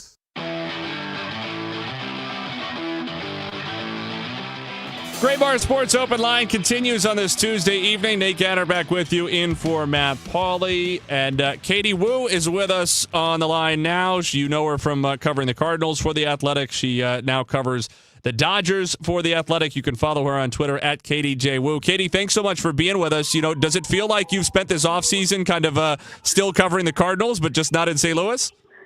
It's been very weird, Nate. I've always joked about this. I'm so bad at breakups, so I guess that also applies professionally. But we're just kind of in a weird spot right now. Still trying to. Land a Cardinals reporter for Athletic subscribers, but in that weird limbo where there isn't one. So anytime there's been news, I've been happy to jump on, and just my luck, it's their most active offseason in the last 5 years, right when I decided to leave. So I was just going to say, on my part. it doesn't help you that they've been so active. And I think in some ways, even though they're a selling team, you know, we talked about this with Kevin Wheeler in the last hour quite a bit. This has been sort of an exciting offseason for Cardinals fans, and that it feels like tearing off the Band-Aid finally and doing the things that maybe we've been talking about having to do for a period of time now. I mean, can you see the perspective that this is in some ways an exciting offseason and an exciting 2026 for the Cardinals, even if they are less likely to contend than they have been in any season in recent memory? Yeah, and I think what makes this exciting is not necessarily that the team is rebuilding or, having a sell-off or trading away stars, right? Like, that's never exciting from a fan perspective, but I think you're spot on, Nate, in terms of when you say, like, this is something different and the organization has committed to a direction, and you're seeing transparency from front office. You're even seeing a little bit of transparency from ownership. So it's different, and I think if you're looking at the long-term picture, if you're a fan, it's probably a little refreshing. Don't get me wrong. Trading away someone like Brendan Donovan sucks. No fan wants that. Johnny was, in my opinion, he epitomized what it was to be a St. Louis Cardinal. And the Cardinals are not a team that usually trades away its star players as they approach peak value. But for what St. Louis is doing, for what Chaim Bloom has communicated, from what ownership has, given the green light to do, these kinds of moves should at least give fans some clarity and some insight as to what the long-term picture is, and it directly communicates that there is a plan in place, and this is what they're going to do to make sure they stick to that plan. We won't know how any of these players and any of these trades pan out for the next couple of years. What we do know is that at the end of September, this new administration sat down and said, we are going to do things this way, and then they followed up this offseason by doing exactly what they said. I think that's really refreshing for Cardinals fans. Katie Wu is our guest on Gray Bar Sports Open Line. Katie, let's do a little, this is as close as I can get, I think, to Cardinals Southern California crossover, and ask about the guy who's remaining on the roster who kind of stands out now, at least in the lineup, as the guy who you'd think would have been traded by now but hasn't been, probably in large part because of health, Lars Nootbaar. What do you think is the market for him right now, and what do you think is the market for him if he has, the typical projectable season come the trade deadline? Yeah, if Lars is healthy, we're probably having a much different conversation about him right now. I know there might be a little bit of fatigue with his performance and his health in the organization from a fan perspective, but I also am under the, I believe that Lars Nootbaar is a dynamic player and can really help a winning team. Now, for him to do that, he has to be healthy. He's underwent double heel surgery, as we know. He's been working out at UCLA, ramping up baseball activity. There is some question about his readiness for opening day, but even if he's not ready to go on March 26th, the Cardinals don't anticipate him missing more than, a few weeks. They believe he'll be ready to go in April at some point. So that kind of, in my opinion, takes him out of any kind of trade conversations. But depending on what kind of season he has after coming back or what kind of season the Cardinals have, I could absolutely see him being in the mix come the trade deadline. I think, again, if he wasn't hurt or rehabbing after surgery, he probably gets much more consideration. But this is something that I think him, along with JoJo Romero, Cardinals fans can be looking at over the first half. What kind of numbers are they putting up? What kind of season are they having? Because if they project high, they could be very big trade candidates as the Cardinals continue their rebuild. Obviously, this offseason is not a one-off thing. These are the types of trades Chaim Bloom is going to be making for at least the next season or two. Speaking of projectability, one of the big points of emphasis this year, then, one of the things for fans to watch is going to be among this young core and some of the guys who have been part of the young core for a while and haven't taken that step into being parts of the true veteran core or the established core, the guys like Gorman and Walker. When you look at this line, the question is going to be who can take that step, right? Who can establish themselves as a guy that the Cardinals will want to have around for the next 5, 6, 7 years as part of their lineup? Who do you look at as the most likely to take that next step forward now that the Cardinals have cleared out a lot of the roster clog and they're going to be able to give 500-600 at-bats to some of these guys and find out what they really have? That's such a great question because you can go in so many different directions here. So I'll give you a two-part. I'll say first, it's absolutely a prove-it year for Nolan Gorman and Jordan Walker, and they've had their fair share of prove-it years. This to me, and it feels weird saying this because they're so young, 24, 25 years old, but this is their prove-it year. There's nothing else here if they can't perform up to expectations for the Cardinals to see. They've had plenty of chances. They've had plenty of opportunities. They're going to get one more chance with the new administration, new coaches in the minor leagues, and just kind of a new system. See maybe if that works. But I think if we're looking at guys where the pressure's on to perform, it starts with Walker and Gorman. Now, guys that need to maybe step up and take over that new leadership, we need to see it from Mason Wynn. I thought he took major strides defensively as a shortstop last year and really started coming into his own as a ball player. I loved what we saw from Ivan Herrera. If he can stay healthy, this is a guy who just loves to hit, gives it his all every day. He's still young, still relatively inexperienced, but I think this year could be huge for him if he's playing every day. And then Alec Burleson. I think if we talk about last year's season and the goal was to go out and find guys that you could plug into the lineup for the next 3, 4, 5 years, Alec Burleson proved that. Silver Slugger winner, went out and handled the lack of availability, lack of playing time as, Walker, Gorman were getting extended looks, handled that all perfectly, and in my opinion came out as one of the most valuable players on the Cardinals last year. So if you're going to wrap it up, long-winded answer, Gorman and Walker need to perform. Alec Burleson has done his job. Let's see what Ivan Herrera and Mason Wynn can do as this new wave of Cardinal baseball takes place. Katie Woo is with us here on Gray Bar Sports Open Line, beat writer for the Dodgers on The Athletic. Of course, you know her from her several seasons here in St. Louis covering the Cardinals. You can follow her on Twitter at KatieJWoo. Katie, one more before we let you go, just to sort of be even-handed in how we're looking at this trade. Obviously, we're interested in more in the Cardinals' side of it, but just for Brendan Donovan's sake, let's touch on Seattle, where they had a really good ball club last year, and we're not that far away from making it all the way to the World Series last season. They lose Suarez, they lose Polanco. Now they bring in Donovan to be a big piece. How do you evaluate the offseason that Jerry Dipoto and the Mariners have had? I look at it a lot better now that they have who was their prime trade candidate for all of the winter. The Mariners coming off such a successful season. In my opinion, they have one of the best, if not the best, rotations in the American League. Obviously looking to repeat as AL West champs. You need to add someone that plays winning baseball to your club, if that's the case for Seattle. For as good as they were last year, you can't just run it back without making any additions. I think that sends the wrong message to your clubhouse and to your fan base. By getting someone like Donovan, Cardinals fans know him. We don't have to talk about how much of a ball player he is. That really helps solidify a position of need for Seattle. They have the pitching that's going to carry them through the division. They have the depth that's going to carry them there as well. Cardinals fans know how important that is because they haven't had much of it. And I think Donovan is really going to bring a style of baseball that plays well in Seattle. It's a big adjustment, getting traded for the first time from the only organization you've ever known a whopping 1 week before pitchers and catchers report. But if we know anything about Donnie, it's that he is so level-headed. He doesn't get too high, doesn't get too low. I'm really excited to see what he does going for a team that has clear playoff aspirations. I'm sure he's really going to miss St. Louis. He loved it here, but he wasn't going to get that type of environment this season. So I'm excited to see what he does with this challenge. Katie, we appreciate your time as always. Thanks so much for being with us. You got anything so much.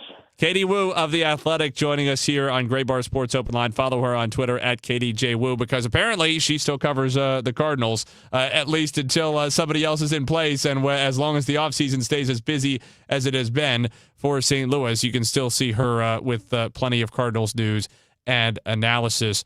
We'll say one other thing kind of on this as we're talking about clearing the way, and, runway is kind of a word you can only say in air quotes and with an ironic flip of the eyebrow now around St. Louis, I guess. But as we're talking about clearing out that roster clog and creating space for some of these younger guys, the Cardinals' entire projected starting lineup every day, 1 through 9, originally Cardinals. All of them drafted or, in the case of Ivan Herrera, originally signed by the Cardinals. And in the rotation, 3 out of the 5, Palante, McGreevy, and Leahy right now are projected by Fangraphs as the 3, 4, and 5 guys in the rotation. Only Liberatore and May were not originally Cardinals, and Liberatore never played in the majors for anybody but the Cardinals. So Dustin May is the only guy who's expected to be either in the rotation or the everyday lineup who's ever appeared in the majors for anybody but the Cardinals, and he and Liberatore are the only ones who have ever been part of any other organization outside of St. Louis. Again, it doesn't feel like the old Cardinals in that the team, even with that being said, is not nearly as talented as they need to be in order to win at a high level. But it feels like a statement of intent of trying to take a step back in that direction, understanding that for the Cardinals to feel like the old Cardinals over the next few years or however long it's going to take, it's going to have to come from drafting and developing. Not that they can't and won't go out and spend some money on free agents, but it has to be a roster that is still built through the minor league system, and the Cardinals just got way too far away from that over the last decade and have paid the price here in recent years. Speaking of paying the price, I don't know what the Blues are paying for, but they paid last night. Gave up 5 goals in a row after taking a 5-1 lead and lost to Nashville. An epic collapse on the road in the second half of that game. We'll talk to Amy Markscores about it after this. Stay with us on KMOX. I'm Ed Evans, CEO of Consumer Cellular. You know, the big wireless companies say they have discounts for people over 55. But unless you're willing to sit on hold and ask, you're probably paying more than you should. At Consumer Cellular, there's nothing to hunt down. We're built for people 50 plus with plans starting at just $20. And our 100% US-based customer service actually answers the phone. Call 1-888-FREEDOM or visit consumercellular.com today and get your second month free for a limited time. Taxes, fees, and other third-party charges will apply. See website for additional details. This year, flavor doesn't walk. It runs wild.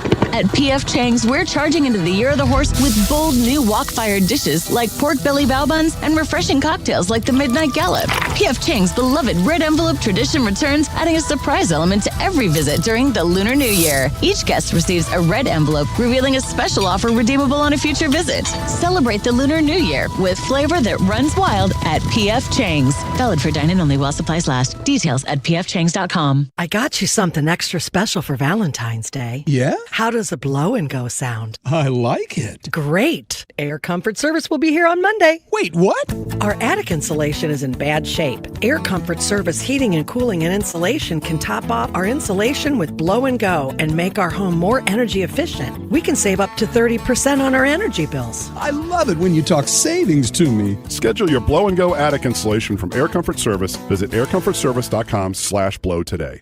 Hey, St. Louis City SC fans, mark your calendars now. The Boys in Red return to Energizer Park to kick off Season 4 Saturday, February 21st. And you could be there for the dawn of a new golden era of St. Louis soccer. Go to stlcitysc.com/tickets and reserve your seat now for the MLS home opener versus Charlotte FC. Limited quantities remain. See you soon, St. Louis. Unlock a brighter outdoor space in 2026 with Chesterfield Valley Nursery. Let us be your trusted partner for all your landscaping, lawn, and gardening needs, empowering you to create a haven that brings joy and serenity to your life. From landscape design to property maintenance to our garden center, we're here for you. Houseplants, tree shrubs, organic soil mixes, gardening and plant classes, and more. Chesterfield Valley Nursery's Garden Center has what you need no matter what the season. Visit us weekdays from 9 a.m. to 4 p.m. Saturday hours start in March. Follow us on Facebook or Instagram for all class and sale updates. Texting privacy policy and terms and conditions posted at textingterms.us. Texting enrolls you for recurring automated text marketing messages. Message and data rates may apply. Reply stop, opt out. This is an important message for all parents of teens. If your teen or preteen is or has been addicted to social media sites such as Instagram, Facebook, Snapchat, TikTok, or YouTube, and they have suffered from eating disorders, body image issues, anxiety, depression, or suicidal thoughts, you may be eligible to participate in a lawsuit for significant compensation. Disclosures by a Facebook whistleblower show Instagram and Facebook know their social media platforms were highly addictive and may have caused eating disorders, body image issues, depression, and suicidal ideation. It appears these social media companies knew they had been causing serious harm to kids, but have done little to stop it. If your teen has been harmed by social media like Instagram, Facebook, Snapchat, TikTok, or YouTube, then you could be eligible for significant compensation. If you'd like to discuss a lawsuit, text LEVEL to 323232, LEVEL to 323232, LEVEL to 323232. Paid non-attorney spokesperson, Media Advertising Specialists, LLC, is responsible for the content of this ad with principal offices in Chicago, Illinois. At Gray Bar, we know your time is money. That's why our services go beyond parts and products. With kitting, pre-assembly, wire carts, and Gray Bar smart reels that keep you moving. We stage materials and manage logistics so you can spend less time sorting and more time installing. And with locations nationwide, we deliver when and where you need it, working to make your job easier every step of the way. Yep, Gray Bar does that.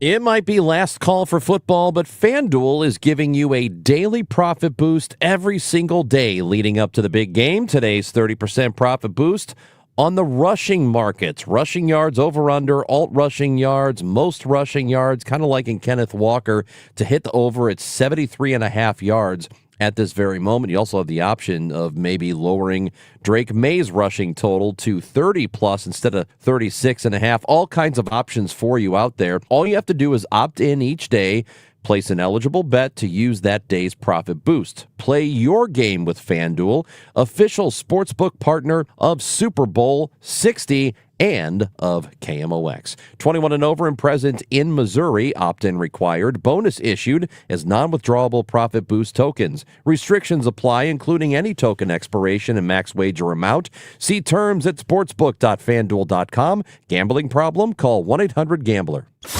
Tonight, it's men's Billikens basketball action as they face Davidson. Pregame 7:45, tip at 8 on your home for Billikens basketball. KMOX.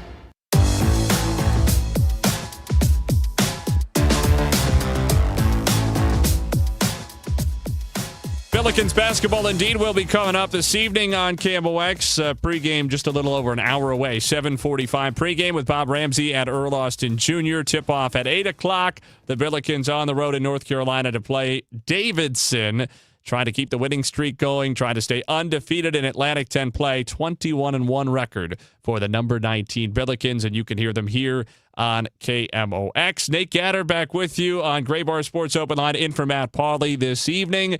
We are going to talk about the Billikens later on in the second hour. We'll visit with Tom Timmerman from the St. Louis Post-Dispatch. But before that, we are talking about the Blues, and it's not going from first to worst. The Billikens are 19th, and the Blues are only worst in the Central Division, second worst in the Western Conference. But it's something like that. Amy Markscore is joining us now. You know her from Chris and Amy here on KMOX, and our resident hockey expert, which means she gets the great pleasure of having to explain to us what's going on every so often. And this is one of your toughest tasks yet, Amy, because the Blues were up 5-1 last night and coughed it up. What's going on?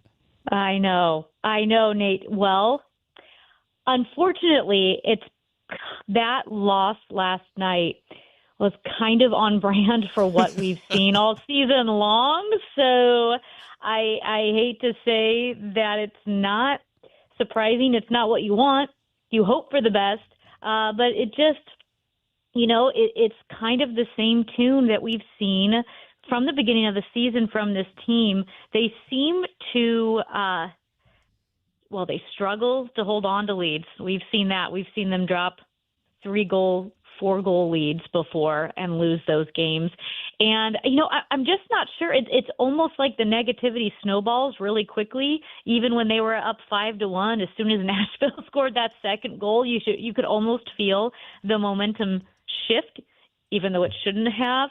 It's just been a tough season, Nate. There's really not much more to say than that, other than I really liked the term that Chris Kerber used. He said it's a banana peel season, meaning we did not go into the year thinking that the Blues would struggle. We thought that somehow Doug Armstrong had kind of skirted that retool or maybe made the transition from a team that was going to shift around some players, maybe rely on youth more, and all of a sudden jumped into this competitive lineup, this competitive roster that we saw take on the Winnipeg Jets, take them to 7 games last year in the first round of the playoffs.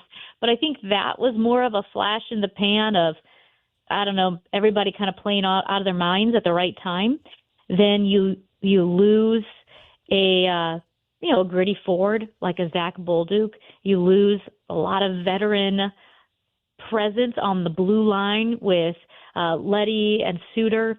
And so, and then all of a sudden this year, all of your top players are also having like career worst years. So the banana peel is that we thought they would be good, but man, oh man, did they slip on a banana peel this year, and they kind of went down in the dumps pretty quickly.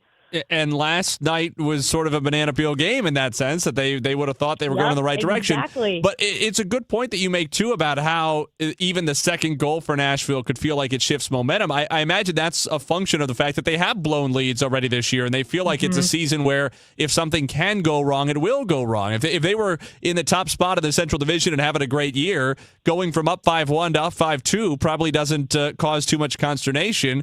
But given the way the season has gone, conceding that goal means that there's a little doubt sprouting in the back of those minds, and the mental toughness is just not where it would be if they were having a more resilient season. Yes, and it has been that way from very, very early on. I talked to Joey Vitale at the beginning of the season. I mean, I think it was still October. And the Blues have had some bad, puck luck, you could call it, or what we thought was bad puck luck at the time. And Joey Vitale said you can't fall into a victim mentality. You can't start expecting things to go wrong. That's kind of you're sealing your own fate at that point. Now, he was warning against that in October, and I think we've just seen that throughout this season. And, it's Braden Shen said after their last game at home a few days ago, and Jim Montgomery echoed it, that the team was like hoping. You could tell when they're out on the ice, they're hoping for things to go well, or as Shen put it, we're waiting for something to happen in our favor, and then maybe we can use that momentum. But, in professional sports, you can't wait for something to happen in your favor. You need someone to either, if it's a neutral game, like a tied game you've just started, you need someone to kickstart that momentum, create that energy for you. Or if you're behind, you need someone to take the game by the reins and say, hey, we're turning this sucker around. And in fact, that's what we saw yesterday from the Nashville Predators. Nashville was down, and instead of hanging their heads, who did you see turn that game around? Who put the game on their backs? Veterans Ryan O'Reilly, Philip Forsberg, and Steven Stamkos. Stamkos got those last 2 goals in the third period. That was that veteran leadership, that experience to turn that game around. And right now the Blues are really struggling with, one, not waiting for something good to happen, and 2, not expecting something bad to happen. Amy Markscores is with us. You hear her every day here on KMOX. She is talking Blues with us. So, Amy, let's kind of look forward, because obviously this has been a banana peel season. I agree. That's a great way to put it. It's essentially a lost season at this point. What are you watching over the final couple dozen games that we have left this year that is giving you a reason to turn on the TV or turn on your radio and listen to and experience the Blues and follow along with how the rest of this season goes, even though we know this is not going to be a Stanley Cup contending team? Well, I'm going to sound like such a homer, but first and foremost, I just love hockey. I love Blues hockey. So, right, I'm going to watch it. But second of all, I do think, and I think this is a legit thing for Blues fans to be excited about.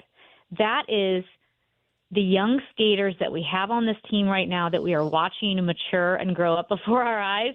Dalibor Dvorsky, Jimmy Snuggerud, Otto Stenberg, and Philip Broberg. These are quality players. When Doug Armstrong said a few weeks ago, that he said that this season has been embarrassing. That's the word he used, embarrassing. That's not great to hear that from the GM. And also that, pretty much anything's on the table. What are we looking at as far as trades go? I think anything with caveats, because I don't think those four players that I just mentioned, personally, I mean, I have no insider information here. I can't see those guys, right, being on the table, because that is your future. I'm so excited about Dalibor Dvorsky. You're seeing him in really important situations. You're seeing him taking key face-offs. That shows Montgomery's trust in him. Jimmy Snuggerud is it's just the tip of the iceberg with that shot that he has. It's heavy. It's quick and it's heavy. Some people have compared it to a Tarasenko shot. It's that heavy. It's that quick. He's turning into a shooter. You can see him growing with confidence. Otto Stenberg, this guy is on the ice in the last minute of games when they're close games, which again is Jim Montgomery trusting Otto Stenberg. So I'm watching the youth and I love it. I'm excited about what I'm seeing. Also, I'm not watching the standings for playoffs. I'm watching the standings now for, could the Blues get a top 3 draft pick? Maybe, like they accidentally tanked for a lack of a better term. It's like they accidentally ended up the second worst team in the Western Conference. I don't think they're going to drop below Vancouver. Things are really bleak in Vancouver. But, I think if they finish second to last, they have a 13% chance for that first draft pick. But at any rate, maybe you get lucky. Maybe you get a top 3. I'd love a top 2. I'd love to get Otto Stenberg's younger brother. That would be a lot of fun. So I'm watching that as well. Yeah, I mean, I think that's a good point. That it's a funny point at least. The Blues are in no danger of getting investigated for having tanked this year, right? I think they'd be like, look, we were trying, we just didn't do a very good job. In some ways, it's the best tank ever, right? They've got nothing but plausible deniability. I know. You know what? I talked about this with Chris Ranji. I said I'd rather have a banana peel season. I'd rather go into the season with hope and then hold out and then be disappointed, because he was saying he would rather know. But I kind of like the banana peel because I am late to the panic party.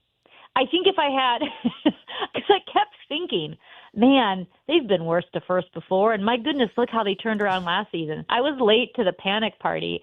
And now, now we're all panicking. But I don't know. It made it fun. What would you rather have? Would you rather go into the season with no hope, or would you rather have a banana peel season? I'd much rather have no hope and be able to recalibrate. Like I've spent like the last hour and a half talking about how I'm more excited for this Cardinal season than I have been in a while, because I feel like everybody's on the same page and we know what we're doing and we can just go into it with the right thought process rather than this kind of mixed messaging that we've been dealing with for a while now.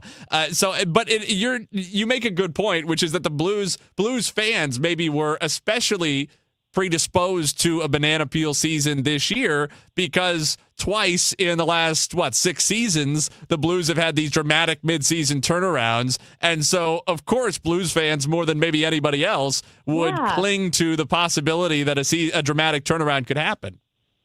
Right? I mean, I think so. So now here's the thing. We're going to that trade freeze because we're entering the Olympic break. The Blues play tomorrow night, and then they don't play again until February 26th. It's a full 3-week pause. And once they come back from the Olympics, they reopen the trade market. And then it's a quick shutdown because the trade deadline is March 6th. I have no idea what moves we're going to see, but I feel pretty strongly that I think we're going to see a move or two. To me, who is the most valuable trade asset the Blues have? I think right now it's Justin Falk, because any team that's making a playoff push, look at the Detroit Red Wings, for instance, you're not going to go far in the playoffs unless you have an offensive-minded defenseman. You need that blue liner who knows how to score, who knows how to be on the power play. And Justin Falk is having a heck of a year. He's having an incredible year. He's also veteran leadership that, like you said, if maybe the Blues are leaning into youth, maybe he is someone that they do trade away. I mean, I love having Falk on the Blues, but I part of me wonders, is that going to be a guy that they trade? I don't know. I don't know who moves. I mean, we've seen so many names floated around, of course, with Buchnevich and Kyrou and Thomas. You have those full no trade clauses, but could one of them waive the no trade? Sure. I would hate to lose Thomas. I don't think we will. I would hate to lose him, though, because he is that creative playmaking center, and I think with the right pieces, he'd just be absolutely dynamic. So I have no idea what to expect as far as that goes. I just kind of think we will see something. Amy, we appreciate you, as always. Not an easy job to be talking Blues this year, but you have handled it beautifully. Well, thank you very much. It's fun. It's hockey. It's still fun, right? It is still fun. Amy Markscore is with us on KMOX. You hear her every day on Chris and Amy during the morning here on KMOX. We'll take a break. Back to wrap up the first hour. Some Billikens coming up in the second hour as well. Gray Bar Sports Open Line continues after this. Time now for today's Spotlight on Health Trends, sponsored by LendSeek. Mix up your exercise routine to live longer. More than 100,000 people's exercise habits were examined over 30 years. And not surprisingly, people who exercised more had a lower risk of death than those who exercised less. But among people with similar amounts of movement, those who did a combination of exercise types had an additional 19% lower risk of death compared to those who stuck to the same regimen. The study is published in BMJ Medicine. I'm Margie Schaefer.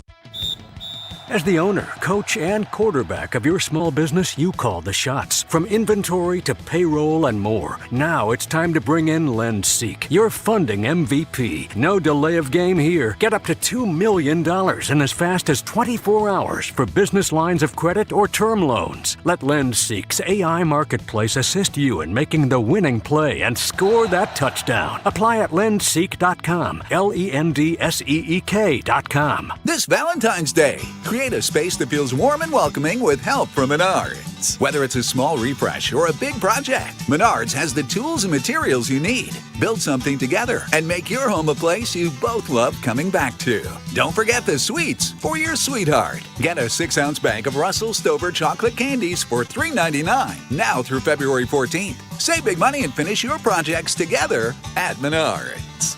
Save big money at Menards. Can I take your coat? Oh, you noticed. Yeah, I found it on eBay from a seller in Vegas. Pre-loved and perfect. She listed it and jackpot. Italian leather, classic trench silhouette. And did you see the braided buckle? Hang on to your claim ticket. Oh, I'll hang on to this forever. Have you been on eBay? There's so many finds. And I bet that diving watch would sell fast. Just saying. Find what you love, sell what you don't. eBay. Things people love. Welcome back to Winter Hack Radio, the place for clever hacks to survive the season. Icy driveway? Well, try spreading sand or birdseed to help with traction. Snowy puppy paws? Well, grab a whisk, brush it off, done. Catch COVID-19? Well, just get... Actually, there's no hack for COVID-19. But if you test positive, prescription medications for COVID exist. Ask your doctor if they're right for you. Visit PfizerForAll.com to learn more. Sponsored by Pfizer. Don't get lulled into believing the IRS is getting soft. It's just the opposite. Hi, this is Lance Drury with the Lance Drury Law Firm. We are being told by IRS collection officers that their higher-ups are demanding that they get more aggressive than ever. So don't ignore them any longer. Level up. If you have unfiled returns, unpaid taxes, levies, or liens, call me, Lance Drury, today and let me get between you and the IRS. I'll protect your rights. At the Lance Drury Law Firm, our practice is focused 100% on fighting the IRS. Remember, IRS problems are legal problems, and they need to be handled by an expert attorney who's done it for decades. So call the Lance Drury Law Firm today. We're local. Our office is right here in St. Louis.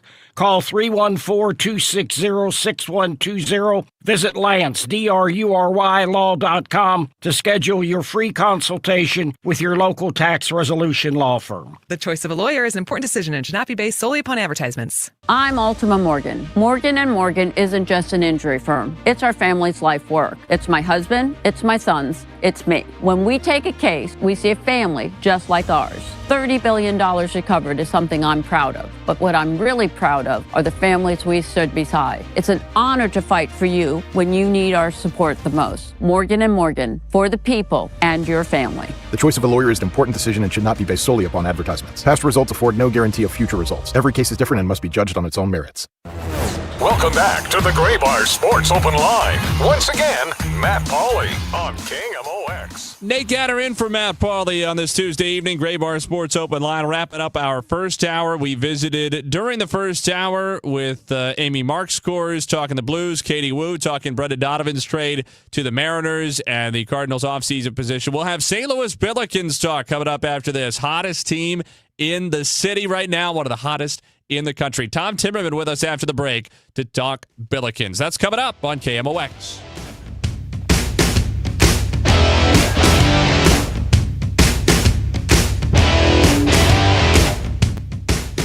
Can I take your coat? Oh, you noticed. Yeah, I found it on eBay from a seller in Vegas. Pre-loved and perfect. She listed it and jackpot. Italian leather, classic trench silhouette. And did you see the braided buckle? Hang on to your claim ticket. Oh, I'll hang on to this forever. Have you been on eBay? There's so many finds. And I bet that diving watch would sell fast. Just saying. Find what you love, sell what you don't. eBay. Things people love. You've got a big day, so you use Unstoppable Scent Boosters to give your laundry non-stop freshness. So no matter how long the day goes, you can't stop this power, this walk, this pose, this strut, this look, this talk. Your clothes will be so fresh you can confidently strut into that end of the day meeting like a boss, boss, boss, boss, boss, boss, bosses. Let's talk business in my office. Add new Unstoppables beads to your wash for 24-hour non-stop freshness, so you can smell unstoppable. Hi, it's Kevin Wheeler here with Gloria Liu of Your Home Sold Guaranteed Realty. Welcome back, Gloria. Now, for years now, you've been on KMOX helping families plan their next big move with your Guaranteed Sold program. So for those planning to sell their home this year, what's your best advice? Thank you. My advice is simple. Do your homework before listing your home. Our market is stabilizing, inventory is tightening and moving fast. In other words, the realtor you choose to sell your home really matters. That's why my sellers love my Guaranteed Sale program. I guarantee to sell your home at your agreed-upon price and time frame, or I will buy it myself. I have thousands of buyers in my buyers-in-waiting database, so your home may already been sold before it's ever hit the market. Higher demand, more competition, and more money for your home. Friends, if you want a realtor who will guarantee results, call the one that I trust. Gloria Liu at 314-325-6888. That's 314-325-6888. Or GloriaHasTheBuyers.com. Gloria and seller must agree on price and possession date. This is the story of the one. As an HVAC technician, he and his digital multimeter are in high demand. So when a noisy office HVAC turns out to be a failing blower motor, he doesn't break a sweat. With Grainger's easy-to-use website and product information, he selects the product he needs to keep everything humming right along. Call 1-800-GRAINGER, click Grainger.com, or just stop by. Grainger, for the ones who get it done. My name is Whitney Allen, and I'm a widow. After my husband died, the last thing I wanted to think about was money. Ethos made it affordable to get life insurance. Signing up was fast and 100% online. I knew that I could pay our mortgage and have food in the fridge. I could focus on my kids. No one ever tells you how much you're going to depend on that policy. I am so grateful we had coverage. Get your free quote at ethos.com/life. That's ethos.com/life. Paid spokesperson. Time spent on application may vary. Online health questions required. Celebrating 100 years of informing and entertaining. KMOX AM St. Louis. KMOX FM Hazelwood. The voice of St. Louis.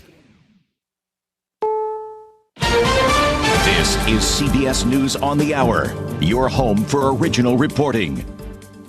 I'm Jennifer Kuiper. The mother of today's show co-anchor Savannah Guthrie, Nancy Guthrie, has been missing since the overnight hours Saturday into Sunday, abducted from her home in Arizona, according to the Pima County, Arizona Sheriff's Office.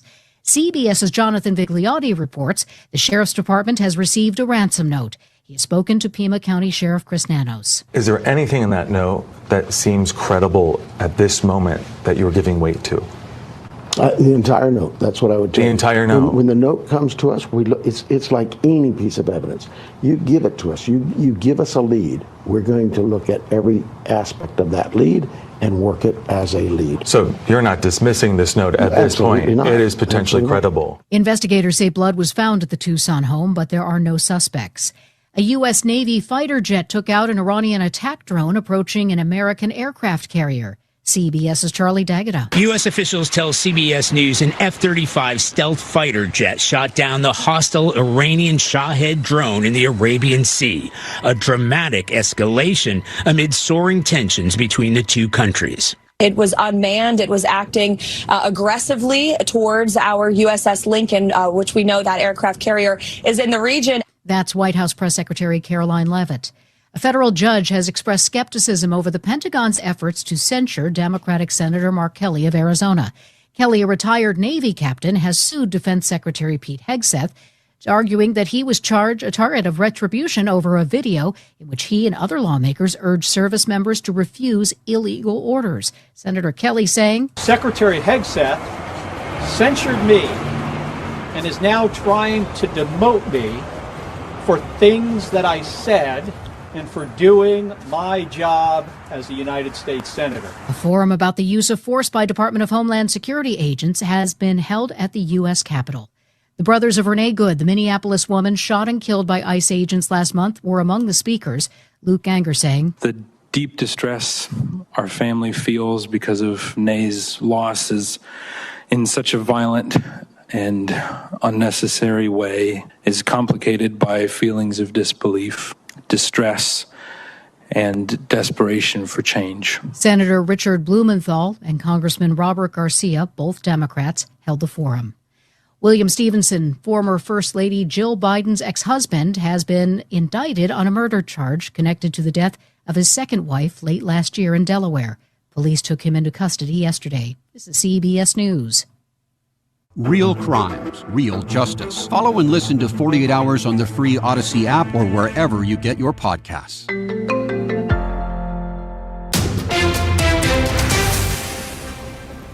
At 7:03, we've got 30 degrees. It feels like 22 downtown at the Arch.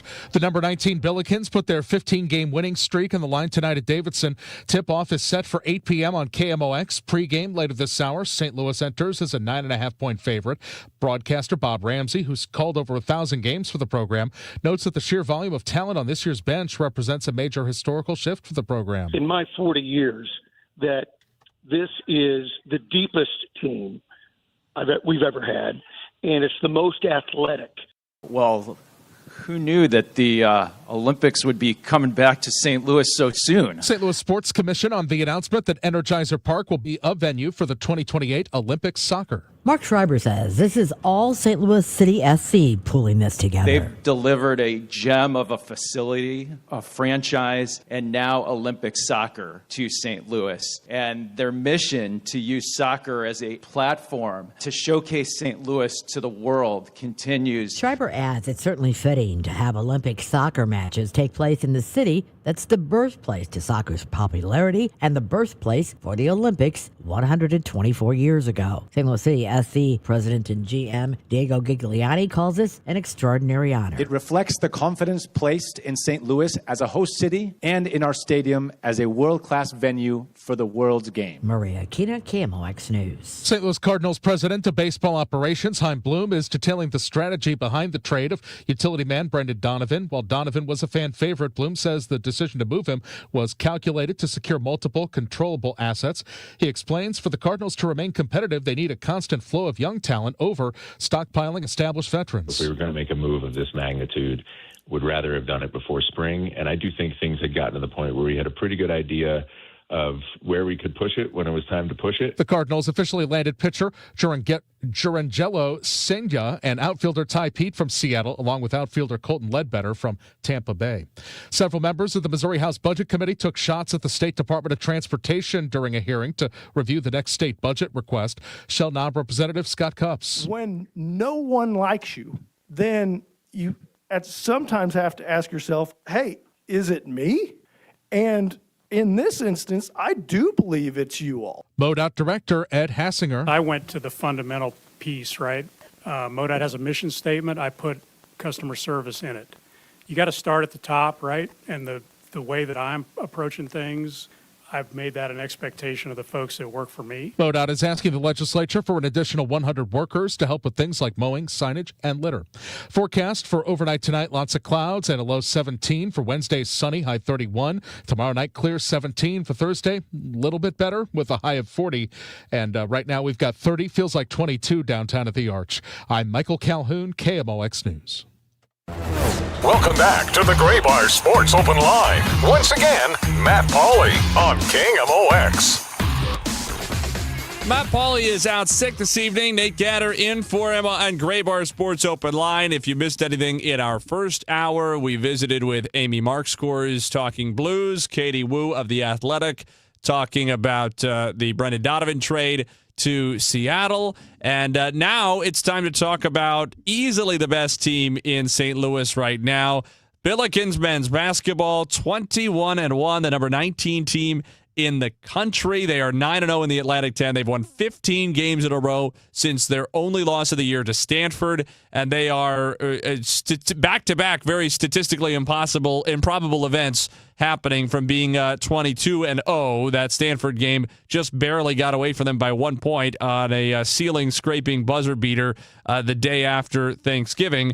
But 21-1, number 19 in the country, coming off a 31-point victory over Dayton at Chaffetz Arena this past Friday evening. And now they are on the road for a late tip-off, 8 o'clock here locally, 9 o'clock in Davidson, North Carolina, against the Wildcats. We'll have a pregame for you starting at 7:45 here on KMOX. Bob Ramsey and Earl Austin Jr. on the call. Tip-off at 8.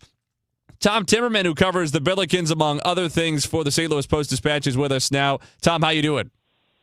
Fine, thank you. My day got off to an early start with the 6 a.m. announcement of the Olympics coming here, and now we've got late night basketball. Yeah, that's early mornings, late nights. That's what all they say about Tom Timmerman is that he's out there, he's grinding. The candle's on in the morning, it's still on in the evening. That's just how life is.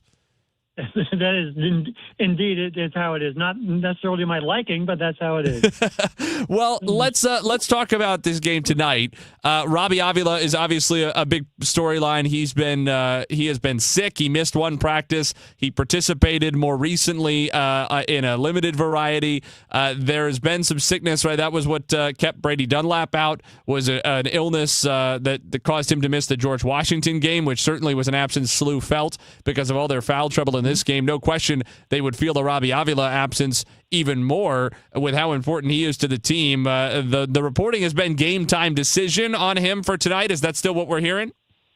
Well, the team is required to issue an availability report 2.5 hours before the game, and SLU's availability report says nothing to report. Okay. So if that's the case, that would seem to indicate that Robbie Avila is playing tonight. Well, that's good to hear. We'll see if he's at full bore. You would think at the very least that he might not quite have his usual win, so maybe a different minute distribution. Paul Otieno, though, I thought played some good minutes for the Billikens in the second half, especially down the stretch against Dayton. He wasn't necessarily against George Washington, too. Wasn't always the right fit in that game, but gave the Billikens some good minutes at the end when they went Avila and Otieno together. We're at a stage of the season now, Tom, and it feels like that George Washington game in particular, going back 2 ago, where they trailed by 15. They were down for much of the second half even, and then in the end pulled it out on the Avila buzzer-beating three-pointer and won the game. That was the closest test they've had so far in the A-10. The Duquesne game was a 4-point win. That one was kind of funky. They had control of it until the very end when they kind of let it get close because of some sloppiness, but that game really, really rarely felt in doubt. The George Washington game, they had some more significant issues to deal with. And I wondered, even though George Washington has Rafael Castro, who's maybe the toughest matchup in the league, certainly in the top 2 or 3 toughest matchups in the league, how much that tape would inform how other teams tried to attack St. Louis, because this is going to be a challenging schedule in February that includes some tricky road games, including a rematch with Dayton. It has the home game against VCU, who SLU finally beat on the road for the first time ever earlier this year. And I would think we're going to see Atlantic 10 opponents throw the kitchen sink at the Billikens now that there's a little bit more tape out there on them. Yeah, certainly. And, yeah, the back half of the schedule is much tougher. They have to go on the road to Dayton, which even with all their struggles is a tough game. They have to go to George Mason, Rhode Island, which has been erratic but has been good at times. Yeah, it'll be tough. And, yeah, obviously the more you see of teams, and you see teams have success, that, it gives you an idea. And one of the things is if you can get SLU out of its offense, that it can't set up its defense as well, and and SLU gets so many points off of its defense that it, whether it's forcing turnovers, they don't force a whole lot of turnovers, but getting stops and then getting out on the transition, that's where they get so much of their offense. And you could force them into more of a half-court game. You have a little bit of a chance. And then you got to hope that they miss some shots, because you can force them into a half-court game, but if Trey Green and Ishan Sharma are hitting threes, it's going to be a problem. But, if you have to combine a little bit of good fortune on them having an off night. But, defensively keep them from get out and run, is a big thing to beat this team. They are, though, when you look at, the talent of this team, they are, they're talented. They've got the bodies. They've got the guys that, head to head, they are the most talented team in this league. So they've always got that going for them. Yeah, I was just going to mention the names Green and Sharma. With how those guys have shot the ball, Green, the A10 Player of the Week, just announced a couple of days ago, and Sharma shot similarly well, especially in the Dayton game, in particular the second half. Sharma's one of those great guys to have when you're really you've broken the back of the other team, and now you're just kind of running it up, because he loves a three-pointer. He doesn't care if it's a 3-point game, if it's a 23-point game. He loves to put that thing up and see it go through the net. But they must just be an exhausting team to play, because you have to deal with the versatility of Avila. You have to deal with the athleticism of Kellen Thames. And then it feels like everybody else can shoot the ball. Yeah, they can. And the fact that they can bring Thames off the bench, who just gets out running and is unstoppable, that's something to deal with. Yeah, when they bring in Dunlap and Sharma off the bench, and Dunlap, because he's been sick, we haven't seen much from him the last 3 games.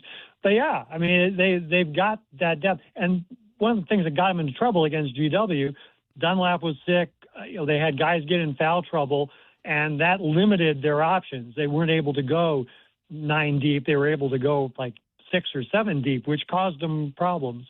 But, yeah, if they've got all of those guys at their disposal, if it's not one guy, it's another guy that's going to do you. And because Green and Sharma, Green – once he gets past midcourt, he's, likely to put it up at any time. He's another guy with very, very little restraint when it comes to putting up threes. But both of those guys are so good at shooting off movement. They're not guys who need to be set and focused and get into a rhythm. You get them the ball, and they will move laterally and still find a way to get off not only a shot, but a shot that will, go in. They are incredible when it comes to shooting off of movement. Tom Timmerman is with us. He covers the St. Louis Billikens for the Post-Dispatch. You can follow him on Twitter at TomTim. Tom, a couple of more things for you, kind of more big picture. The first one is directly basketball related for the remainder of this season. Obviously, not through little to no fault of their own, the Billikens have not faced a great schedule this year. The non-conference schedule was weak because they had a tough time finding any high major teams that would play them. That's a common thread for good mid-majors who are in SLU's position. And then the A10, well, not a bad league, is certainly not what it was several years ago when before the departures of some of their higher-end teams. So they just haven't been able to build the kind of schedule that they would have preferred for a team of this caliber. How much do you worry about them just not having had the caliber of competition they would want, and the fact that they might see in the first round of the NCAA tournament, at the very least in the second round, if they get there, the best team they've seen all year. Yeah, as someone who had been around the program for many years told me, you've got to avoid that 8-9 game. You just got to, because, if you win that, then you play the number one seed in the second round. So they've got to try to see how high of a seed they can get.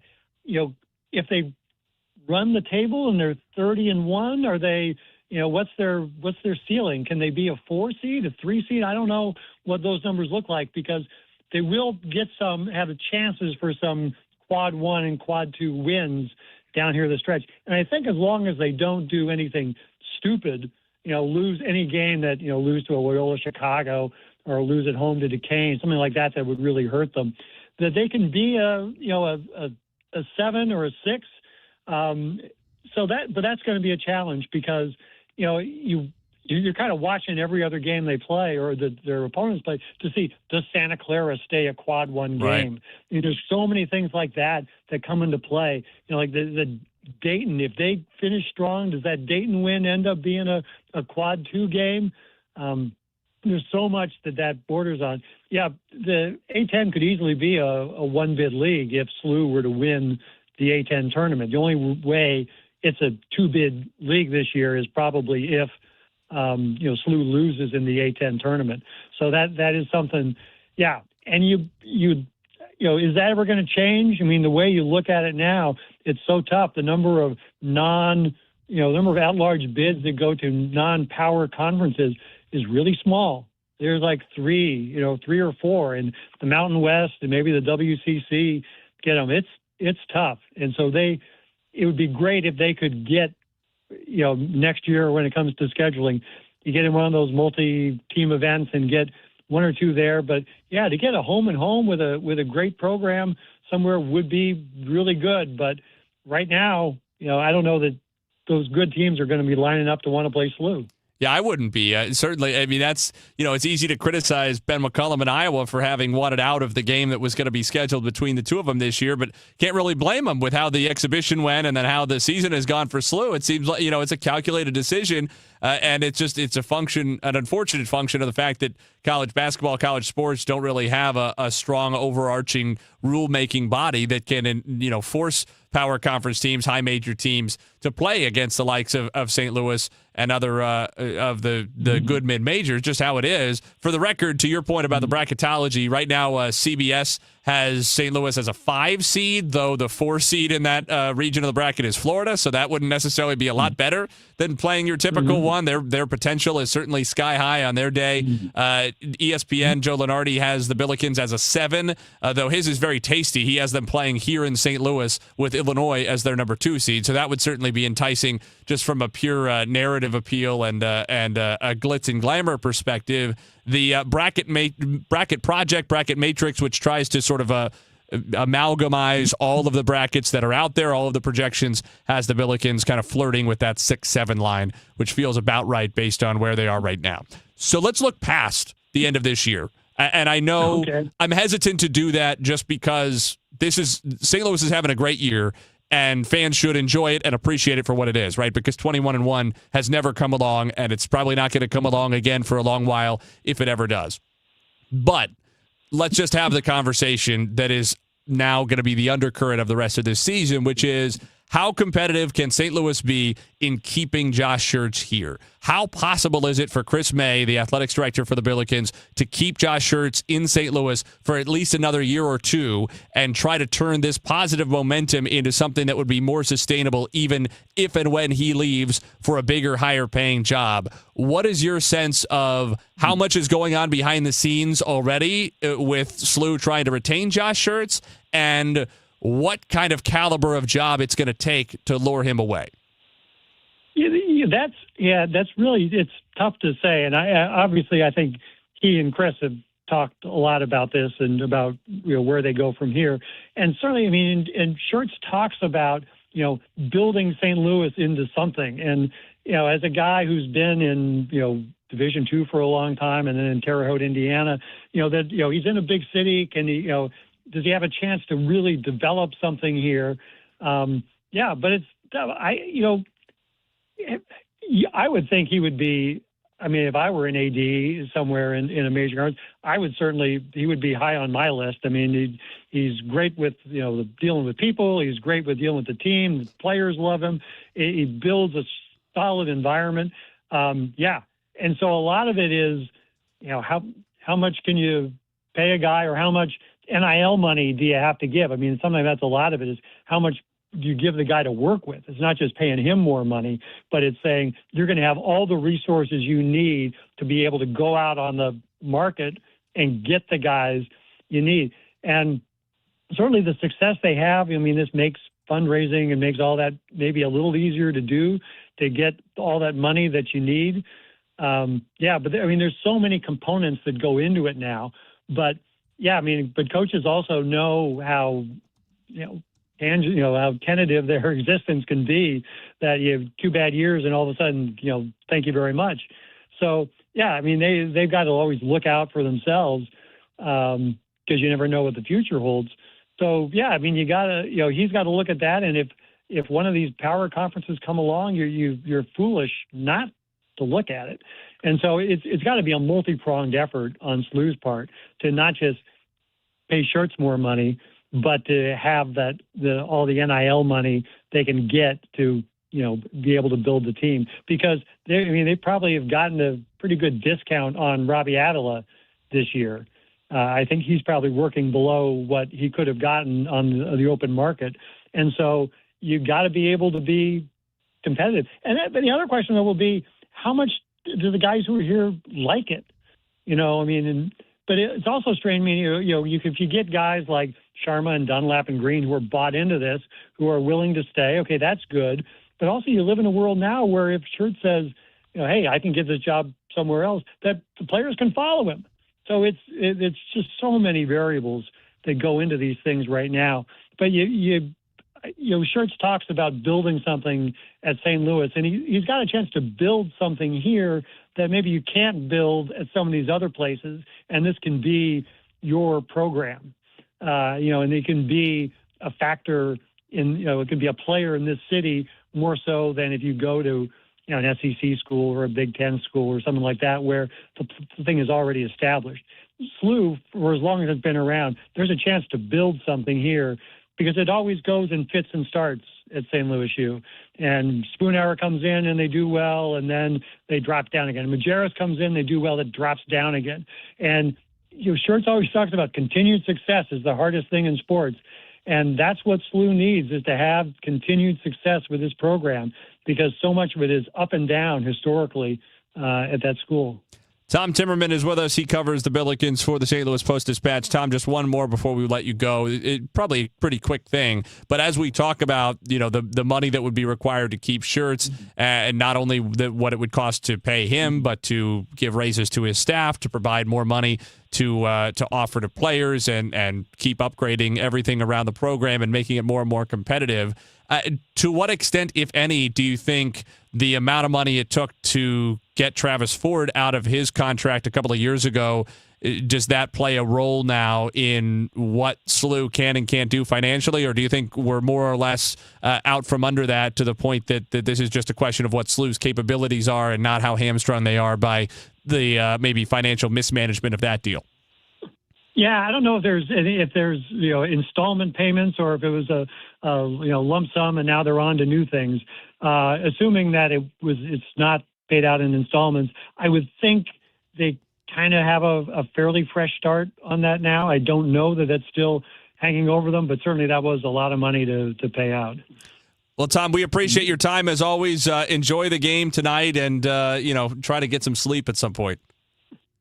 Yeah, I don't know how soon that's going to happen tonight, because with a late start, I'll be writing well into the evening, well into the morning, probably tonight. Well, but, Dave, thanks for having me. Well, you'll be writing, we'll be reading. Have a lot of fun tonight. Tom Timmerman with us here on Gray Bar Sports Open Line. Billikens and the Davidson Wildcats tip it off in a little over half an hour. We're about 20 minutes away from our pregame coverage getting underway here on KMOX. Bob Ramsey and Earl Austin Jr. will have the call from North Carolina. We'll be talking more about Josh Shirts and the Billikens, where this program is this year, and the program outlook going forward, as well as we continue on KMOX. Want to build income without a second job? Learn how real estate investing can help you create extra income one step at a time with Lifestyles Unlimited. Text radio to 88007. That's RADIO to 88007. Presented by Lifestyles Unlimited. Hey, it's Debbie Monterey, and I think right now we all need something to look forward to, and a nice little getaway is going to do it for me. So I've been looking at this 5-day Arizona trip that I have planned in September, and to me it sounds absolutely perfect, and I would love for you to join me. Here's what we're going to do. We're going to stay in Flagstaff because that means cooler temperatures. It's a great home base. And from there, we're going to visit Sedona, the Grand Canyon, and Lake Powell all in one trip. I'm talking about red rocks, big views, and that deep blue water at Lake Powell that looks like a postcard. I'm told September is one of the best times to go with fewer crowds, more comfortable weather, and everything's going to be planned out for us. We just show up. If this sounds like something you'd like to do, please join me because I have always wanted to go to the Grand Canyon. Travelwithdebbie.net. That's travelwithdebbie.net, or call Cruise and Tour at 800-383-3131. Space is limited, so don't delay. 800-383-3131. Travelwithdebbie.net.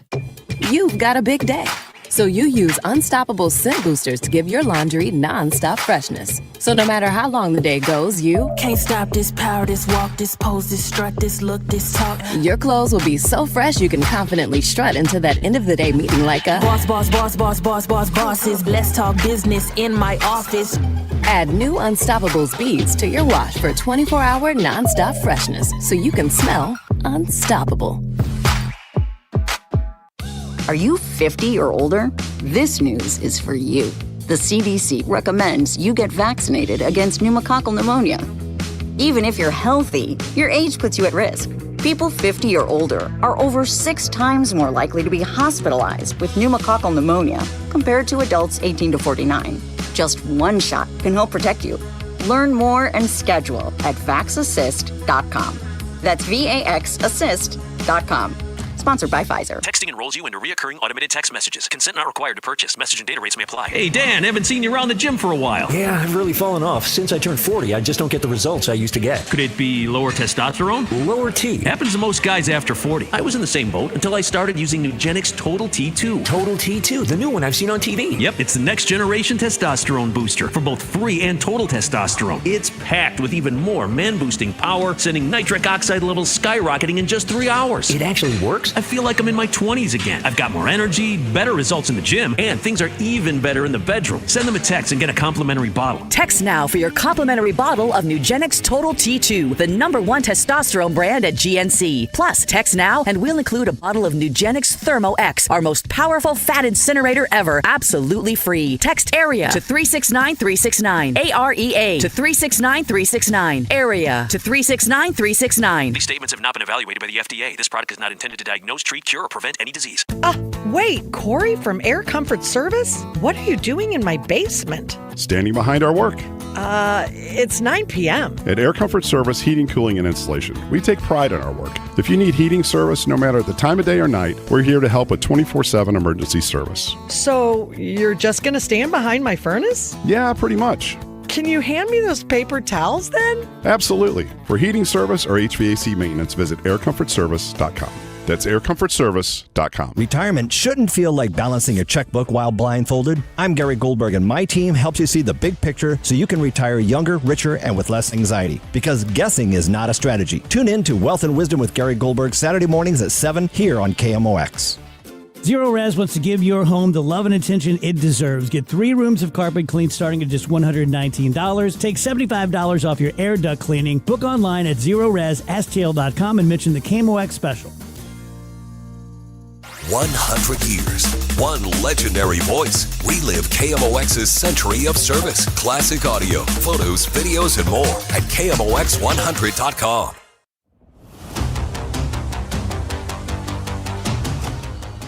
Gray Bar Sports Open Line continues this evening. Nate Gatter with you in for Matt Pauley, taking you for another 15 minutes until we start Billikens pregame. St. Louis in Davidson, North Carolina to take on the Wildcats in Atlantic 10 action this evening. The Billikens have won 15 games in a row, including a 31-point rout of Dayton on Friday. 21-1 on the year, 9-0 in the Atlantic 10. Their only loss to Stanford the day after Thanksgiving. Just talked with Tom Timmerman about the Billikens, and I alluded to it with him. And one of the difficult things about having a season like this is that it's so hard to strike the balance between enjoying this season and looking forward. And I don't. It's not really hard because the priority has to be enjoying this season because you just don't know how often these kind of years are going to come along, right? This could be the best Billiken season for decades. It could be the best Billiken season of our lifetimes. We don't know. But at the same time, at least for Chris May, he doesn't have that luxury, athletics director for the Billikens. And understandably, fans want to think along with him and almost pretend they don't have that luxury because they want more of this. They want sustained success, something that we talked about with Tom Timmerman, something that Josh Schertz has talked about consistently when he's been in St. Louis and since he's arrived here, has been sustained success, sustained excellence. Certainly, this program has that capability, especially in the Atlantic 10 as it exists now. And obviously, we'd all love to see St. Louis move up to a bigger and better conference, most notably the Big East.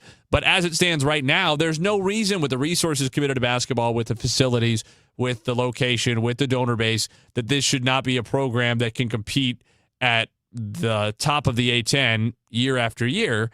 The difficult thing here is the Billikens have gotten so good so quickly in such a high-profile way that, of course, there's going to be huge interest in Josh Schertz.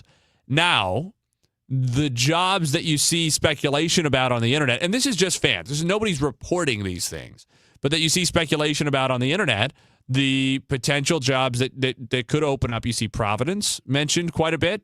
You see Syracuse mentioned. That one could open. Kansas State maybe could open, though there'd be a big buyout there. Cincinnati seems reasonably likely to open. Arizona State could open. I just don't see those jobs. Maybe Kansas State, if they have enough money, even after paying the buyout, because they have a lot of money, and it's been sort of misguided, whether on Jerome Tang, their head coach, or on a couple of overpaid transfers that they've had. But they have money. Maybe Kansas State would be a concern. Maybe Syracuse. And I don't want to take anything away from, Cincinnati has a proud basketball history. So too does Providence. Both of them have money. Both of them have appeal. I'm not taking anything away from them. I just don't know if you leave for places like that. If you leave what he's got going here for places like that, those are not, you're not talking about Kansas or Kentucky. You're not even talking about, like what if Oklahoma were to come open? What if Porter Moser loses his job? They just got a new AD who did not hire him. What if Porter Moser loses his job and now you're dealing with an SEC kind of budget and somebody who wants to throw $5 or $6 million a year at Josh Schertz? Because, look, I would do that. I said it on the air with Matt Pauley last week that I think Josh Schertz is a great, great coach. Not great for St. Louis, not great for the A10, not great for a mid-major. I think he is a top 10 college basketball coach in the country. I'd have to really think about it and rank. But, how many guys would you take straight up in a trade for Josh Schertz right now? How many guys would Billikens fans take if I said you got to give up Schertz and you get this guy in return? I doubt it's more than 10. Certainly, I would think he's in the top 15 coaches in America, and I think he's probably in the top 10. And it might turn out that he's as good as anybody. Just go and look at his record, right? It's a Google me situation. Like, the guy was elite at Lincoln Memorial, taking over a program that, went 500 in his first year. He took over a losing team at Indiana State, had a losing record his first year, won 32 games by his third year. Here, he took over not a losing program, but one that was touting 20 wins as some kind of accomplishment in the Atlantic 10 as it's configured now, which is just plainly not an accomplishment for a team that's spending at the level that St. Louis is relative to the rest of the league, and turn them into an intriguing team, let's say last year, and one that down the stretch was showing signs, showing flashes of what they could be, and now has the Billikens at number 19 in the country. First time they've been ranked in half a decade. And he has them on a trajectory where they could start to sniff the top 10, a place they haven't been since Rick Majerus was here. The proof is in the records for him. You don't need to know anything else, even if you didn't know anything about basketball. So what I'm saying is, I think he should be on everybody's list, but I think with that in mind, if I were him or his agent, my list would be pretty short. I'm not looking for just any old payday, especially because the Billikens are going to be able to give him a significant raise. They're going to be able to keep increasing the resources he has. That doesn't mean it's limitless. It doesn't mean that they could compete with any Big Ten or SEC or Big 12 school that wanted to spend real money. It doesn't mean that they could compete with a blue blood kind of job, a top 10, top 20 kind of job in America. It does mean, I think, that they can compete with the Cincinnatis and the Providences of the world. And that's not because I'm not saying he's not, but I'm not going to do the thing that people do when their coach is linked to other openings. It's not because I'm saying Josh Church is different. He loves it here. He's so committed to us. He's a program builder, not a job hopper. Those things might be true, but I don't know him like that. And even if I did, I got plenty of good buddies who I think would think about, ditching me if somebody offered him $5 million a year, right? Like that's a lot of money. People do things that they wouldn't otherwise do. People do things that maybe would have been out of character before. So I'm not even going to speculate about that one way or the other. I don't have the information required. All I'm going to say is I think even if you're just looking at it from a dollars and cents career progression standpoint, I think you can make the argument already that St. Louis is a place for Josh Schertz to stay up until there's a big jump. And I think that Providence and Cincinnati over their history and given their, current conference and budgetary situations are better jobs than St. Louis in the abstract. I'm not sure they're better jobs right now for Josh Schertz, and certainly I don't think they're dramatically better jobs. And if I were him, I wouldn't leave the situation that I have now where things are moving in the right direction and he has a lot of positive inertia to take another job unless it's a significant jump. And I don't think those kinds of programs are a big enough jump in terms of competing for national championships or a big enough jump in terms of financial might that it justifies making the move now. Things could change. Things could change between now and the end of the season. All I'll say is I hope that Chris May and this donor base is doing absolutely everything they can. I'm sure they are. But there should be, I'd be making Josh Schertz's agent a new offer every day. I'm calling every day. What's the number? What do we need to sign something right now? Because imagine how much fun that would be, too, if in the next month we could get something signed and announce that and just not have to talk about it so much in March. I don't want to hear on an NCAA tournament game, I don't want to hear the announcers talking about what job could be a good fit for Josh Schertz. I just don't want to deal with that energy around a team that has such great mojo, has such great vibes. Let's not ruin it. If we could get something done. And look, an extension doesn't mean he stays forever. Guys can still leave, but let's at least jack up that buyout. And if he does leave, then you get something out of it. But at the end of the day, and I realize it's a little hypocritical because I just spent the whole segment talking about the future, the most important thing is to enjoy this year. And I'm going to keep reminding myself of that. We should keep reminding ourselves of that because you just don't know how often you're going to get something like this. Let's be grateful for it. Let's support this team, and let's enjoy what's in front of us. One more segment to wrap up before Billikens pregame starting now in just over 7 minutes. That's coming up on KMOX. Your next to order. Please pull forward. Josh, when you said you were springing for lunch, I didn't think you meant drive-through fast food. Come on, man. Money's been tight lately, and these high gas prices are killing me. You pay full price at the pump? Get your head out of the sand and start using Upside. What's Upside? Come on, dude. Upside is the free app that pays you cash back for every gallon of gas you buy. I use it every time I fill up my tank. Does that really add up? I've already banked around $200. That's serious cash. Hi, can I take your order? Yeah, I'm ordering the free Upside app to start earning cash back on every gallon of gas I buy. Download the free Upside app now to earn cash back every time you buy gas. Use promo code ORDER to get an extra 25 cents per gallon on your first tank. You can cash out anytime right to your bank, to PayPal, or a gift card for Amazon and other brands. Just download the free Upside app and use promo code ORDER for a 25 cents per gallon bonus on your first tank. That's code ORDER for a 25 cents per gallon bonus. Save big money at Menards and stock up on your favorite Procter & Gamble products. We carry quality products from brands you can trust, like Dawn, Tide, Bounty, and more. Keep your home clean and stocked with essentials like paper towels, toilet paper, dish soap, and more. Save big money on Procter & Gamble products now through February 8th. Plus, check out our weekly flyer for other great deals happening now. Save big money at Menards. Texting privacy policy and terms and conditions posted at textingterms.us. Texting enrolls you for recurring automated text marketing messages. Message and data rates may apply. Reply stop to opt out. This is an important message for all parents of teens. If your teen or preteen is or has been addicted to social media sites such as Instagram, Facebook, Snapchat, TikTok, or YouTube, and they have suffered from eating disorders, body image issues, anxiety, depression, or suicidal thoughts, you may be eligible to participate in a lawsuit for significant compensation. Disclosures by a Facebook whistleblower show Instagram and Facebook know their social media platforms were highly addictive and may have caused eating disorders, body body image issues, depression, and suicidal ideation. It appears these social media companies knew they had been causing serious harm to kids, but have done little to stop it. If your teen has been harmed by social media like Instagram, Facebook, Snapchat, TikTok, or YouTube, then you could be eligible for significant compensation. If you'd like to discuss a lawsuit, text LEVEL to 323232. LEVEL to 323232. LEVEL to 323232. Paid non-attorney spokesperson, Media Advertising Specialists, LLC, is responsible for the content of this ad with principal offices in Chicago, Illinois. How many of you think taxes will go up in the future? And if they do, who will get hit the hardest? Maybe it's you, headed for retirement. You've been saving in that 401k or IRA, and that money has never been taxed. And Uncle Sam is looking at that account like it's a big, juicy steak. What can you do about it? Join the All Financial Group for their Taxes in Retirement Seminar, Thursday, February 19th or Tuesday, February 24th. They believe a financial plan is not a retirement plan without a tax plan. Fund your retirement, not Uncle Sam's. Reserve your spot today by calling 636-230-8824. That's 636-230-8824. Or go to yourmoneymattersstl.com. Investment advisory products and services made available through Impact Partnership Wealth, LLC, IPW, a registered investment advisor. Neither the firm nor its agents or representatives may give tax or legal advice. Individuals should consult a qualified professional for guidance before making any purchasing decisions. When it comes to lighting, Graybar goes beyond parts and products.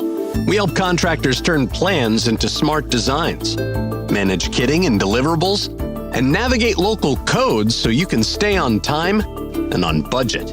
Smart, scalable, job site ready. That's not just lighting. That's like kicking your project into Graybar mode. Yep, Graybar does that. Wrapping up Graybar Sports Open Line. Thanks so much for being with us. You can go back and listen to our conversations with Tom Timmerman, Amy Marks Scores, and Katie Wu on the free Odyssey app. We'll send you into a timeout, and after this, St. Louis Billikens pregame. Bob Ramsey, Earl Austin Jr. coming up. The Bills and Davidson after this. You're listening to KMOX. What if every time you spent money, you saved money